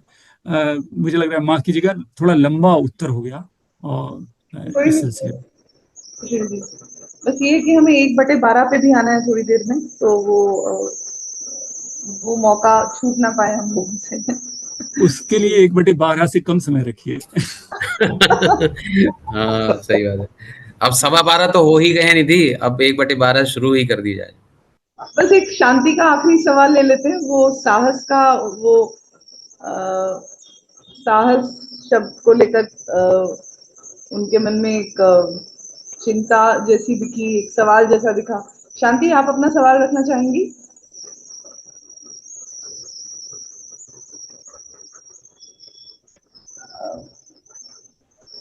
मेरी आवाज आ रही है आपको? हाँ जी हाँ शांति आ रही है। हाँ हाँ। तो हाँ, मेरे दो सवाल थे। जैसे कि पहले सुशील जी प्रशांत का जवाब दे रहे थे, तो उन्होंने कहा था कि लिखने में साहस तो नहीं लगता, लेकिन जब किसी को भेजना रहता है तो साहस लगता है। तो उन्हें ऐसा क्यों महसूस हुआ कि किसी को भेजते समय साहस लगता है, वो मैं समझना चाहती थी। और एक सवाल था कि जैसे कि उन्हें ऐसा उन्होंने अपनी खुद की प्रकाशन उन्होंने शुरू की, तो कब शुरू की, और कि मतलब ऐसा क्यों लगा उन्हें कि एक खुद की प्रकाशन शुरू करना चाहिए, क्यों लगा? बस ये दो तीन चीज समझना चाहती थी। एक तो ये कि खुद की प्रकाशन नहीं है। बहुत इसमें मतलब मैं उस प्रकाशन में उसकी एक टीम है, उनमें से एक व्यक्ति हूँ। और उस प्रकाशन को तक्षशिला एजुकेशन सोसाइटी और तमाम और संगठन जिसमें ट्रस्ट भी हैं, टाटा ट्रस्ट भी है, वो उनकी मदद से चलता है। तो मैंने कोई मेरा खुद का जैसा नहीं है उसमें। तो बहुत सारे लोगों की शिरकत से और एक साथ 6-7 मतलब 8-10 लोगों की एक टीम है, 12 लोगों की, जो इसमें काम करती है। और अ, जिससे ये एक तारा है, और जिस सिलसिले में आप सवाल पूछ रही हैं। और कई कई लोग हैं जिनकी वजह से चल रहा है। बाहर बहुत सारे लोग हैं जो सीधे एक तारा में उस तरह से समय नहीं देते हैं, लेकिन उनके बिना एक तारा तो चल ही नहीं सकता। और हो सकता है कि जैसे किसी ने कहा है कि अकेले कोई काम होता नहीं है, असल में तो सब मिलकर ही होता है, तो जैसे एक तारा में हो रहा है। साहस की बात आप कह रहे थे लिखने के सिलसिले में, तो मैं ये कह रहा था कि असल में अगर मैं उस पर दूसरी तरफ चले जाऊं, जिसकी तरफ शायद आप लोग आपका सवाल जा रहा था, मैं उसको थोड़ा लौटा कर ले आया। मुझे लगा कि वो बहुत लंबा रास्ता भी है और साहस को लेकर है। लेकिन जब मैं देखता हूं कि हो सकता है कि थोड़ा बहुत साहस हम अपनी लेखन में करते हों, और प्रकाशन में ज्यादा साहस करते हों कि ऐसी चीजें छाप देंगे तो क्या पता किताबें आसानी से जाएंगी कि नहीं। और एक दो दफे ऐसी चीजें भी हुई जहां विरोध हुए, किताबें लौटाई गई आदि आदि। और एक आध जगह चकमक के समय हमने जब समलैंगिकता को लेकर एक मतलब भूपेन खक्कर पर एक आर्टिकल दिया था, तो किसी ने केस कर दिया था आदि आदि। तो लेकिन तब उसको भी मतलब ऐसे सब काम को लेकर साहस कहना इनको थोड़ा ज्यादा बोलना लगता है, बड़बोलापन लगता है, खासकर तब जबकि इस जमाने में जहाँ की इतना फांसीवाद है, वहां आपके ठीक बगल में कोई व्यक्ति है जो अपनी जान पर खेलकर 25 चीजें कर रहे हैं। तब तब लगता है कि ये साहस का काम है। मतलब तब तब रवीश कुमार कुछ ऐसी बात करते हैं, तब तमाम आप देखिए अरुंधति रॉय जो बात करती हैं, तब लगता है कि ये अगर वो साहस है तो हमारा काम साहस कहना उसको ठीक नहीं है। वो ठीक है, थोड़ा सा ये है, लेकिन वो बहुत एक दाना भर है। मतलब जो एक तरह से मतलब उसको इसलिए उसको साहस कहने की जरूरत नहीं करनी चाहिए मुझे। और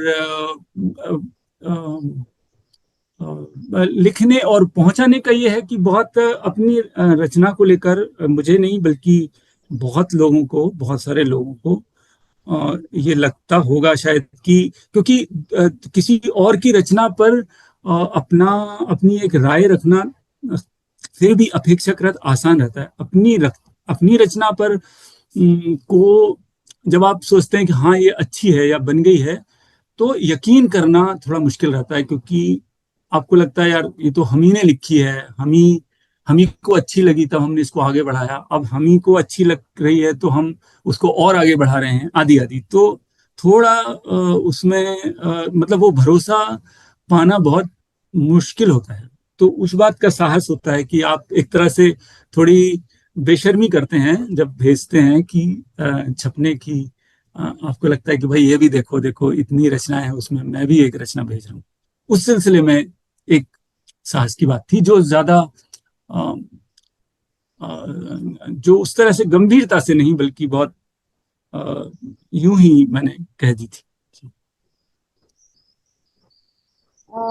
तो सुशील जी, सवाल तो और भी हैं, लेकिन मैं अपने कुछ साथियों से रिक्वेस्ट करूंगी कि जैसे रुशाली और रूपाली, हम लोग सुशील जी से अभी कांटेक्ट मिल ही रहे होंगे, तो आपके सवाल एकदम, आपकी जो बातें हैं, सब कुछ हम सब उसको उस पर बात कर लेंगे।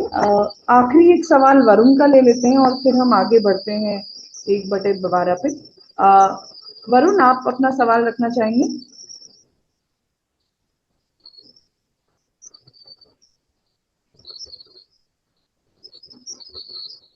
नमस्ते सुशील जी। जी नमस्ते जी। हाँ जी, तो मेरा सवाल ये था कि जैसे हम शुरुआत में शौकिया तौर पे लिखते हैं और कुछ रचनाएं हमें बहुत गहराई से छूती हैं, एहसास कराती हैं, लेकिन हमारे खुद के लेखन में वैसा नहीं आ पाता।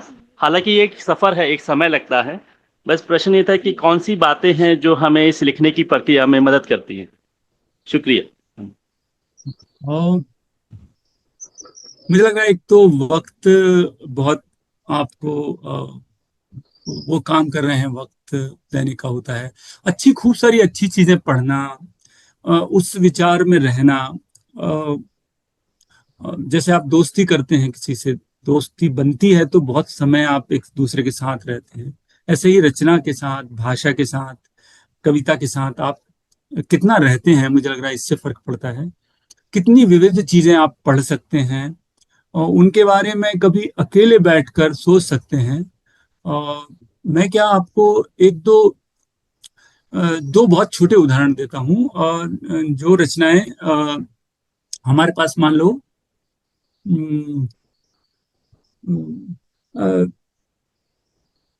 एक तो ये बच्चों के लिए, अगर आप जो लिखने के सिलसिले में जो बातें कही थी उनको भी आप याद कीजिएगा कि ये अगर सोच के लिखते हैं कि हम थोड़ा, मतलब थोड़ा लिख दिया तो चल जाएगा। मैं दो एक उदाहरण देता हूँ, बहुत छोटे छोटे। एक, जैसे एक कविता है, जैसे ये कविता देखिए, चश्मा बैठा नाक पर, नाक के ऊपर आंख पर, लटका दोनों कान पर, झूमे अपनी शान पर। मान लो एक एक कविता है और काम चलाऊ ठीक ठीक कविता है। लेकिन और शायद जिस भी व्यक्ति ने इसको लिखा है उन्होंने शायद यही सोचा कि बच्चों के लिए लिख रहे हैं, तो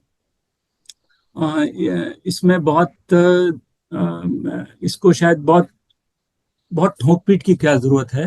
क्योंकि वो दूसरे मैंने देखा उन्होंने कुछ और भी रचना लिखी जो बहुत अच्छी हैं और जिसमें ये पता चलता है कि वो बहुत जागरूक हैं चीजों के प्रति। क्योंकि कविता में तो आप एक एक शब्द का वजन देखते हैं, आप उसको ठोक पीट के देखते हैं, उसकी टनटनाहट, उस शब्द की ध्वनि किस तरह की है, सब चीजें सुनते हैं। एक शब्दों का क्रम भी देखते हैं आप उलट पलट कर की। उदाहरण के लिए, ले मशालें चल पड़े हैं लोग मेरे गांव के, वो अगर ले को पीछे कर दें, मशाल ले चल पड़े हैं, तो पलट जाती है कविता। उसमें वो जो आरोह है वो खत्म हो जाता है। या इब्न बतूता, तमाम चीजें आप देखिएगा, आरोह और अवरोह के सिलसिले में देखिएगा कि चढ़ते चले जाती है वो कविता। तो ये भी देखते हैं। तो कविता आप लिख लेते हैं लेकिन फिर उस पर काम बहुत सारा करना होता है आपको। तो जैसे अब इसी कविता पर जो चश्मा बैठा नाक पर, अब मैं सचमुच में अगर ये सोचूं कि चश्मा मेरे नाक पर बैठा है, तो क्या जब मैं ये कविता लिख रहा हूं तो क्या मेरे को अपनी चश्मा, मेरी अपनी नाक और वो नाक पर बैठा है, क्या सचमुच में मेरे को ऐसा लगता है कि ये चश्मा चश्मा नहीं है थोड़ी देर के लिए, ये नाक पर बैठा कोई है? अगर ये एहसास मेरे में नहीं आ रहा है तो मेरी कविता जीवन में घुसेगी नहीं।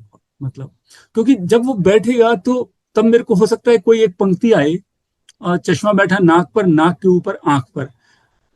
अब नाक के ऊपर आंख पर जब मैं इस सिलसिले में जब बिल्कुल गौर कर रहा हूँगा और इसको, इस अनुभव को ले रहा हूँगा, तब शायद मुझे लगेगा कि नहीं, इस पंक्ति की जगह तो ये है कि आंख रखे आंख पर, कि वो आंख पर आंख रखे हुए बैठा है, वो कैसे बैठा है। और जब लटका दोनों कान पर, झूमे अपनी शान पर। अब देखिए, जो शान पर झूम रहा है वो ऐसे लटक के नहीं बैठेगा, वो तो शान से ही बैठेगा। तो आप अपनी कविता में जो कह रहे हैं और जो बात शब्दों में आ रही है वो थोड़ी उल्ट अंतर विरोध है उसमें, है ना। लटक के आप देखिए किस तरह से लोग, आपने बसों में देखा होगा, टेम्पो में देखा होगा, तो शान से तो कोई नहीं बैठता है ऐसे। तो तब आपको देखना पड़ेगा कि पांव पसारे कान पर झूमे अपनी शान पर, कि जो पांव पसार के कान पे बैठा है वो लटका हुआ नहीं बैठा है। तो अगर आप सचमुच में जो कह रहे हैं उसमें उतर के, और उसको खुद कविता पर अगर कवि ही यकीन नहीं करता है तो फिर कौन करेगा यकीन। तो मुझे लग रहा है कि एक तो ये जो चीजें हैं जो हम अक्सर जब हम कोई कल्पना करने जाते हैं तो ये मान लीजिए कि वैसा सचमुच में हो रहा है। अगर वो कन्विक्शन नहीं होगा तो थोड़ा मुझे लग रहा है कि मुश्किल होगा। अब एक और छोटी सी कविता मैं कहना चाहता हूँ जिसमें भी देखिए एहसास को लेकर, जैसे एक कविता हमारे पास आई, लंगूर और तंदूर नाम है उसका। और एक बहुत भूखा लंगूर, दिखा उसे जलता तंदूर, दुबला पतला पिचका पेट, पूछा पहुंचा अपनी पूंछ समेट, हाथ बढ़ा लंगूर ने डाल दिया तंदूर में, हाथ जल गया झुलसी खाल, एक रोटी ली मगर निकाल। तो अब ये कविता है जिसमें अब देखिए कि इस पूरे वाक्य को जिसको कवि कह रहा है कि इसको देखिए, क्योंकि दुनिया में लाखों करोड़ों चीजें हो रही हैं, उसमें से उसने एक चीज चुनी है देखना और आपको दिखाना चुना है। तो ये दृश्य देखिए कि एक बहुत भूखा लंगूर है, ठीक है, और उसे जलता तंदूर दिखा, और क्योंकि बहुत भूखा है वो, उसने अपनी पूंछ समेट ली है और फिर तंदूर में हाथ डाल दिया, जल गया आदि आदि। लेकिन आप देखिए कि सचमुच में ऐसा हो और कोई आपको लंगूर दिखेगा, तो वो जो आपके अंदर जो एहसास होगा, जो भाषा में आएगा, और जैसे ही वो तंदूर की तरफ बढ़ रहा है, तब क्या कभी इतना ठंडा रह सकता है? क्या वो इतना दूर से, इतने डिस्टेंस से इस कविता को देख सकता है जितना इस कविता में भाषा ने देखा है, कि जैसे कुछ हुआ ही नहीं। और फिर उसने तंदूर में हाथ जल गया उसका, तब भी भाषा में इसको कुछ, उसको दिक्कत नहीं है, उसमें कोई पीड़ा नहीं है उसकी। और वो जो क्षण है जबकि वो दौड़ा, फिर उसने हाथ डाला, उसका हाथ जला, मतलब वो तो कवि के लिए पूरा, मतलब वो एक क्षण फैल कर कुछ घंटों में तब्दील हो चुका होगा, लेकिन भाषा में उसकी कोई सुनवाई नहीं है, भाषा में उसका कोई वो समय नहीं दिख रहा है।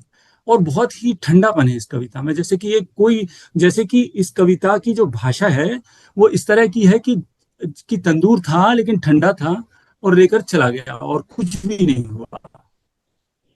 तो अगर मैं जब ये कविता लिखने जा रहा हूं, मैंने अगर ये दृश्य देखा है, तो मेरी भाषा में भी वो थरथराहट की एक ऐसा मूवमेंट है, जबकि मैं एकदम विचलित हो जाऊंगा, मतलब हिल जाऊंगा पूरा। तो मेरे वो भाषा तो मेरा बिल्कुल साथ नहीं दे रही है, क्योंकि शायद मैंने इसको अर्न नहीं किया, मैंने इसको कमाया नहीं है अनुभव, ये कहीं से मैंने उठाया और मैं उस पर, मुझे लगा कि कुछ तुकबंदी इस पर करनी चाहिए, या कहीं कुछ सुना। तो इसकी जरूरत नहीं है कि आप सीधा ये वाक्य में उतरें, हमारे पास तो बहुत थोड़ा समय होता है, तो हम हर वाक्य तक, हर कल्पना तक, हर जीवन के हर अनुभव तक नहीं पहुंच सकते। लेकिन हम जिस चीज पर लिख रहे हैं, क्या उसमें थोड़ा उतर सकते हैं, क्या उसको महसूस कर सकते हैं, उसके साथ रह सकते हैं, इतना कि हम उसके बारे में कुछ बात करने लायक हमारे पास कुछ चीज बचे। तो ये कुछ बातें हैं जो मुझे लग रहा है कि लिखने के सिलसिले में शायद कुछ काम आ जाए। जी शुक्रिया। थैंक यू सभी साथियों को इतने अच्छे सवाल हम तक लाने के लिए, और जिन साथियों के सवाल छूट रहे हैं उनको माफ़ी, क्योंकि हम समय को थोड़ा और मतलब आगे बढ़ चुके हैं थोड़ा।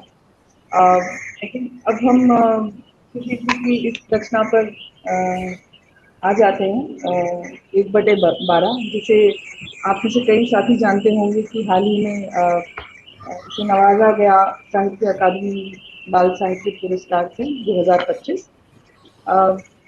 बहुत ही महत्वपूर्ण किताब है, और इस किताब की एक का खास बात जो मैं सुशील जी आपके साथ जरूर यहाँ शेयर करना चाहूँगी कि यूजुअली एक किताब में लेखक जो है वो किसी खास इंसान के लिए वो किताब डेडिकेट करते हैं, बट जब मैंने इसका डेडिकेशन पढ़ा कि उस घाट के नाम जिससे नदी खो गई, मैं बहुत समय तक मतलब इसी बात के साथ रही कि ये क्या बात है, ये इतनी अद्भुत बात है भी, और ये मतलब बहुत ही कुछ नया हो गया, और मैं बहुत समय तक इसके साथ रही, परेशान रही, खुश रही, ऐसे कुछ मिक्स फीलिंग के साथ रही।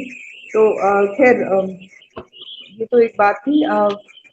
इसकी इस बातचीत की शुरुआत करने से पहले हम लोग जानना चाह रहे थे कि कैसे एकलव्य चकमक में जब आपने इन लेखों को लिखना शुरू किया और वो सीरीज की तरह आती गई और फिर इस किताब का शेप ले लिया, तो वो सफर कैसा रहा आर्टिकल से एक संग्रह तक, इसके बारे में कुछ आप साझा कर पाएंगे? हाँ, तो चकमक में दो पैरा चकमक में तो ये बहुत ही एक एक्सीडेंट से शुरू हुई, अ, कि जनवरी पर हमने दो लोगों को लिखने को कहा था और एक पन्ना ही बचा था आखिरी। और दिलीप जी ने जो बात की थी, क्योंकि हम लोगों की उस समय एक पोस्ट ऑफिस को लेकर एक डेट हुआ करती थी 22 तारीख, और उस दिन देना ही होता था। और तो हम लोगों के पास समय कम था, तो दिलीप जी ने एक चित्र बना लिया था जनवरी का कुछ ऐसे, बात करके, क्योंकि एक ही पन्ना बचा था। और तब ये हुआ कि नहीं आया वो, तो फिर ये हुआ कि अच्छा कुछ जनवरी पर तुम्हें कुछ भी याद आता है तो लिखो, और मैं भी लिखता हूँ। दिलीप जी किसी काम में व्यस्त थे और उन्होंने लिखा और मैंने लिखा और उनको ठीक लगा। तो तब वो ये हम लोगों का रहता था कि जैसे मान लो मेरी कोई रचना है तो मैं नहीं तय करूंगा, वो दूसरी टीम ही कुछ तय कर सकती है, या डिजाइनर, ये लोग सब मिलकर तय करेंगे। जिसकी भी रचना रहेगी उस दूसरी टीम उसको तय करेगी, उस पर डिसीजन लेगी। तो उनको उनको ठीक लगा, और तब फिर थोड़ा फीडबैक भी ठीक आया उसका, क्योंकि 2-3 पैरा ही था। तो ये हुआ कि क्या ऐसे किस्से जो हर अंक में 3 पैरा 2 पैरा 3 पैरा लिख सकते हैं। तो ऐसे बहुत सारे किस्से थे मेरे पास, तो ये शुरू हुआ। लेकिन ये जो किताब बनी वो मराठी में अनुभव नाम की पत्रिका निकलती है, वो लोग ये पढ़ते थे, और तो उनसे दोस्ती है समकालीन प्रकाशन यूनिक फीचर्स के साथियों से। तो एक दफे जब मैं पूना में उनके साथ घूम रहा था तो उन्होंने कहा कि अच्छा ये किस्सा क्या था, तो मैंने उनको पूरा किस्सा बताया और बहुत सारे किस्से बताए। तो उन्होंने कहा कि ये तो लिखना चाहिए आपको। और फिर अनुभव ने एक तरह से मेरे पर दबाव भी डालने के लिए ये घोषित कर दिया कि 12 कवर स्टोरीज हम करेंगे अनुभव में महीनों पर। तो फिर ये एक एक करके मैंने की। तो चकमक में तो बहुत 2 पैरा ही था ये। तो मराठी के लिए ये, फिर ये हिंदी में मैं लिखता था, वो लोग ट्रांसलेट करके, तो एक तरह से तब वो किताब बनी, अ, मराठी में प्रकाशित हुई। और फिर उसके बाद आह जिंदगी में किसी ने उसको पढ़ा, तो आह जिंदगी में भी 12 महीने प्रकाशित हुई।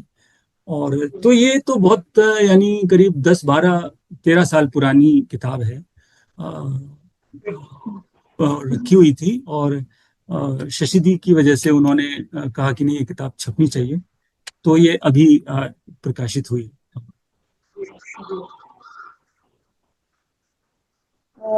किसी भी मैं रुक नहीं पा रही हूँ कि ये जो डेडिकेशन है इस पर आप थोड़ा बताइए कि हाँ, इस मेरे घाट गांव का नाम गाड़ा घाट था है।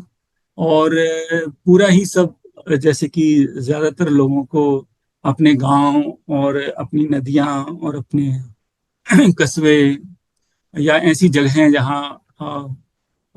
जहां उन्होंने कुछ और देखा है और उनको बड़ा ये लगता है कि अरे क्या हुआ, ये तो कोई और ही गांव हो गया, ये तो कोई और ही ये हो गया।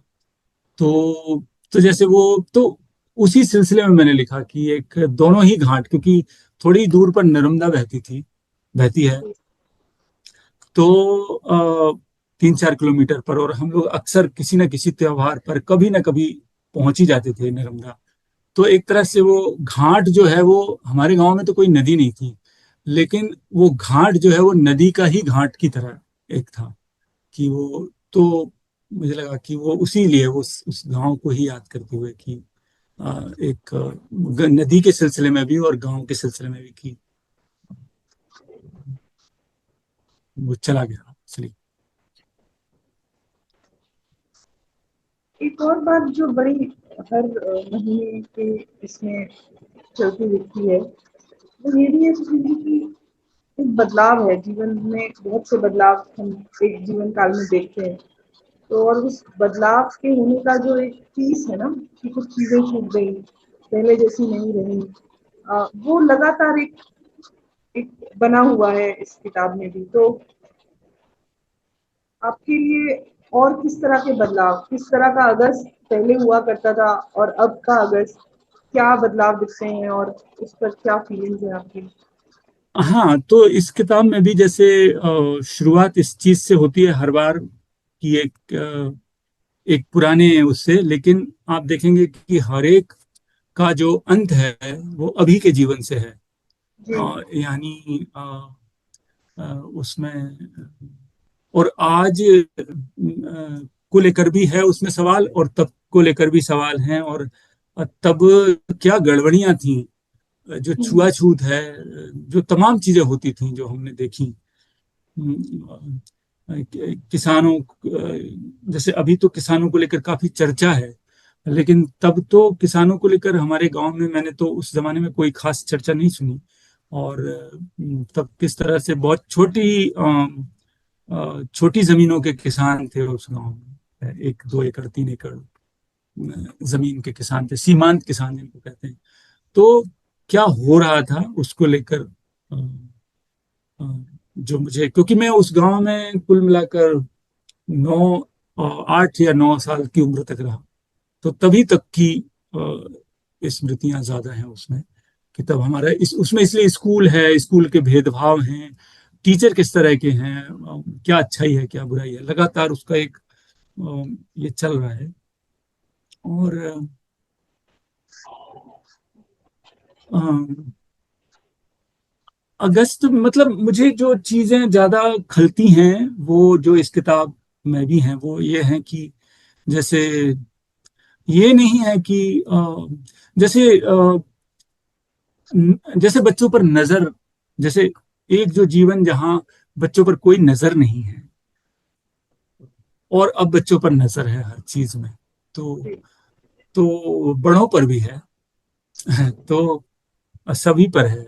और तो वैसी चीजें काफी हैं कि अ, जो बुनियादी चीजें हैं कि ठीक है जो भी है चीजें हैं, लेकिन अ, जब नजर नहीं रखी जाती है तब का जीवन, उसमें कितनी चीजें होती हैं। और बार बार जो मैंने अपने तमाम दोस्तों में देखा, उस समय को याद किया, उसमें यही है कि बच्चों के बारे में ये जो बात है कि वो सोचते नहीं हैं, या हमारे घर वाले भी तब जब, जैसे उसमें एक किस्सा है, एक भीकम जैन करके, उसमें कई सारे लोग अभी हैं उस गांव में, और मैंने उनमें से कई के नाम नहीं हटाए, अब मुझे लगता है कि शायद नाम हटाने चाहिए थे। तो उसमें जो व्यापारी हैं वो जिस तरह से आते थे, जिस तरह से रहते थे, उनकी एक एक बात, जबकि हम ज्यादातर बच्चे जो थे जिनके हवाले से ये बात है वो चौथी पांचवी के थे, और हमारे बड़े नहीं समझते होंगे कि बच्चे ऐसी चीजें समझ रहे हैं कि वो हो क्या रहा है पूरा, और वो हमें बड़ा एक तरह से बहलाते थे कि, लेकिन हम उस बहलाने को भी समझते थे, और जो मुश्किल आई है उसको भी समझते थे। तो एक तरह से बार बार ये भी है कि बच्चे मतलब चीजें समझते हैं, उस वो जीवन में शरीक होते हैं, और उसको नोटिस लेते हैं और उससे दुखी भी होते हैं, और बड़ों को लगता है कि वो झेल जाते हैं बड़ी चीजें, तो बच्चे भी झेलते हैं बहुत, और वो भी उतने ही नॉर्मल बने रहते हैं। उस तरह के बवंडर उनके जीवन में भी आते हैं। अ,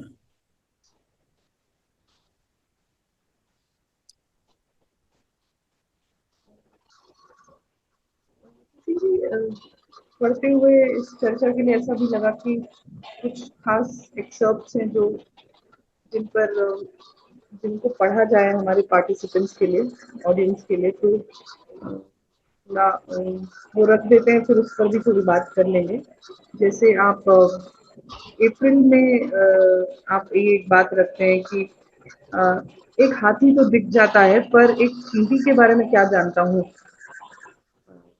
जहाँ मेरा जूता खत्म होता है वहां से उसका आसमान शुरू हो जाता है।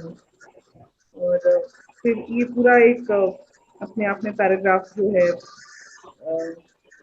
इस तरह की और भी बहुत कमाल बातें कर रहा है। तो ये जो बात आपने लेखन के बारे में की थी ना, कि वाकई में किसी रचना में के साथ और समय बिताना, शब्दों के साथ और समय बिताना, वो वाली बात यहाँ बहुत ही सुंदर तरीके से झलक रही है। बट इसके बारे में आपको कुछ बताना है कि ये विचार कहाँ से आता है कि खास करके ये हाँ, इसका कोई ऐसे मुझे लग रहा है बस यही है कि उसके साथ आप एक तरह से वो जिंदगी में है और उसको एक भाषा मिली, वो सही है, लेकिन अ, जब आप उस तरह से याद करते हैं, उतरते हैं और सोचते हैं, तो आपको तब समझ में आता है हाँ सचमुच में मतलब कि हाँ कि इतनी बड़ी आंख है हमारी, थोड़ी ही बड़ी तो हाथी की आंखें हैं, और फिर हम ऐसा क्या देख लेते हैं इनसे।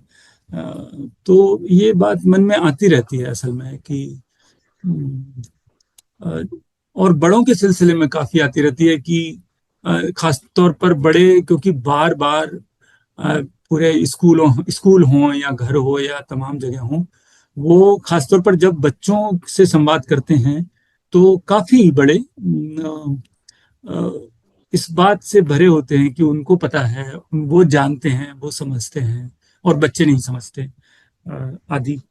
और तो इसका भी बार बार एक तरह से यह है कि एक तो ये कि समझने का ही मतलब क्या है, इससे ये इसको नजरअंदाज करके बात करते हैं। और और दुनिया में इतनी सारी ऐसी चीजें हैं कि जैसे कोई भी चीज है, मान लो एक पेड़ है, कोई भी चीज है, एक आपके घर का कमरा है, कोई भी चीज, जिसे आप उसको समझने का क्या मतलब है, मतलब उसमें ऐसा क्या हो कि समझ के लगे कि समझ गया।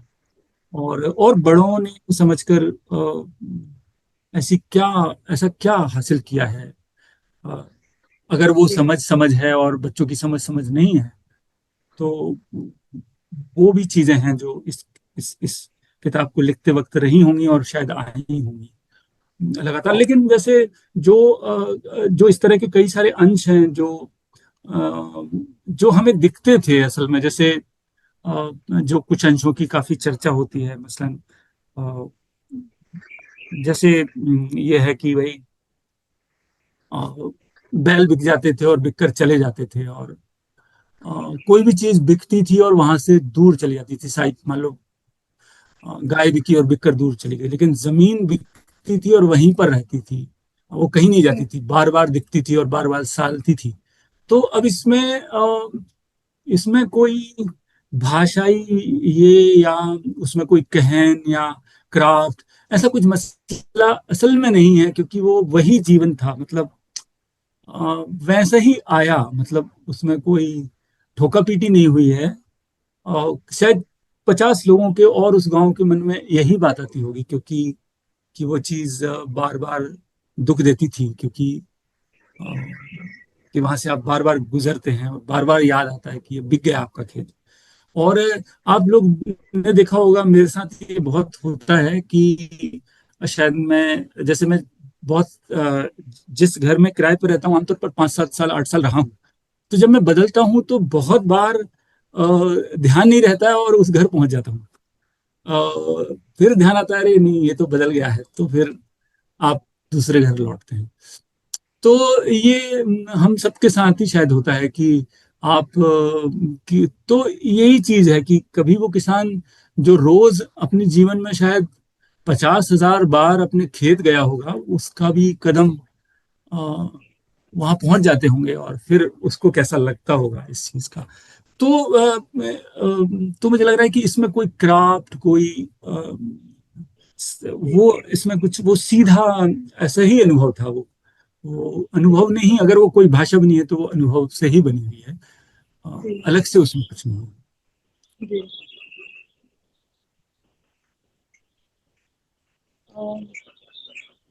फिर अगस्त में आपने एक बात लिखी, जब आप वो जो बाजार जाना आपका अनुभव रहा है हमेशा, जिसमें खरीदारों में महिलाएं, लड़कियां, बच्चे होते थे और घर के पुरुष भी महिलाओं के साथ निकलते थे, पर वे दुकान से थोड़ा दूर ही खड़े रहते थे। और मुझे लगता था कि कैसे कोई इतनी सुंदर दुकानों से दूर रह सकता है। लगता कि खरीदने के लिए ही नहीं, यूं ही देखने के लिए ये दुकानें लगी रहे।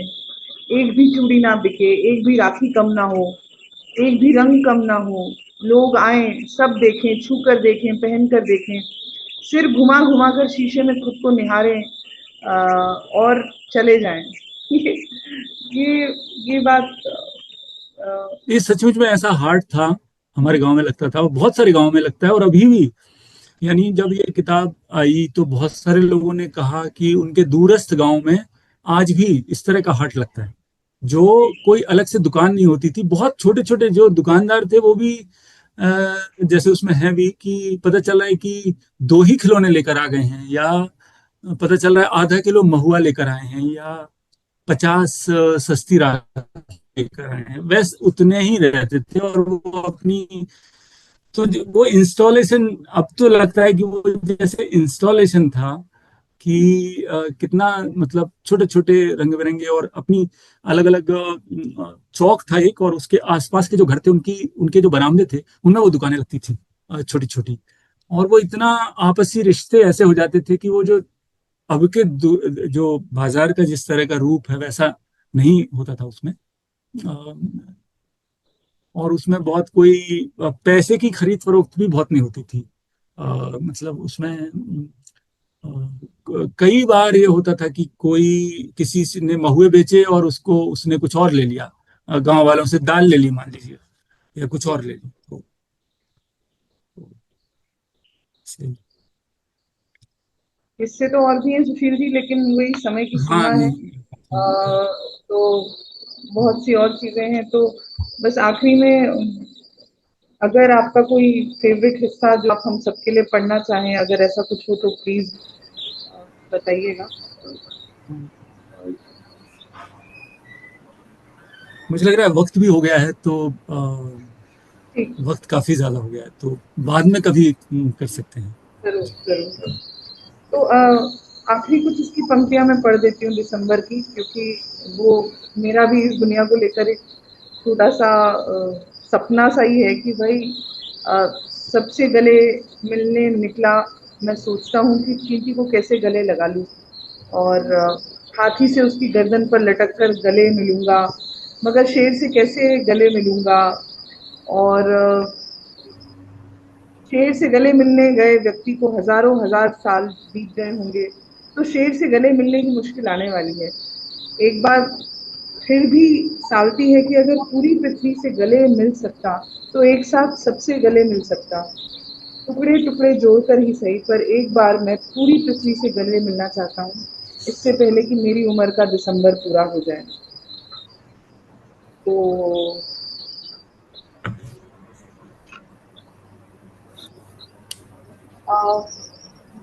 इस किताब पर वरुण की एक बात थी,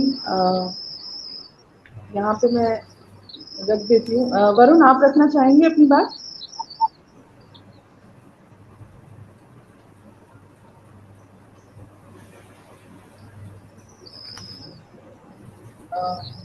जी मैं टाइप कर देता हूँ जो वहाँ पे व्हाट्सएप ग्रुप में किया था। हाँ, वो मतलब अगर आप पढ़कर सुनाए तो अच्छा लगता।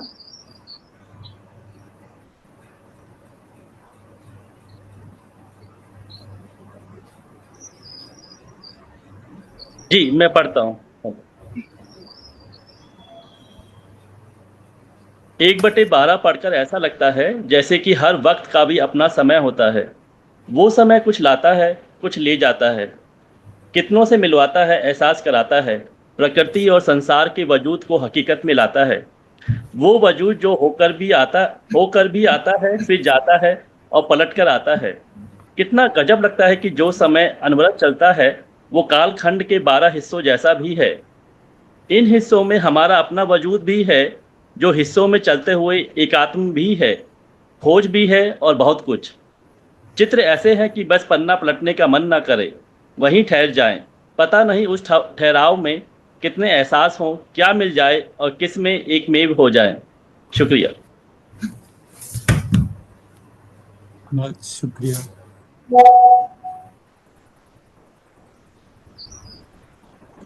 सुशील जी,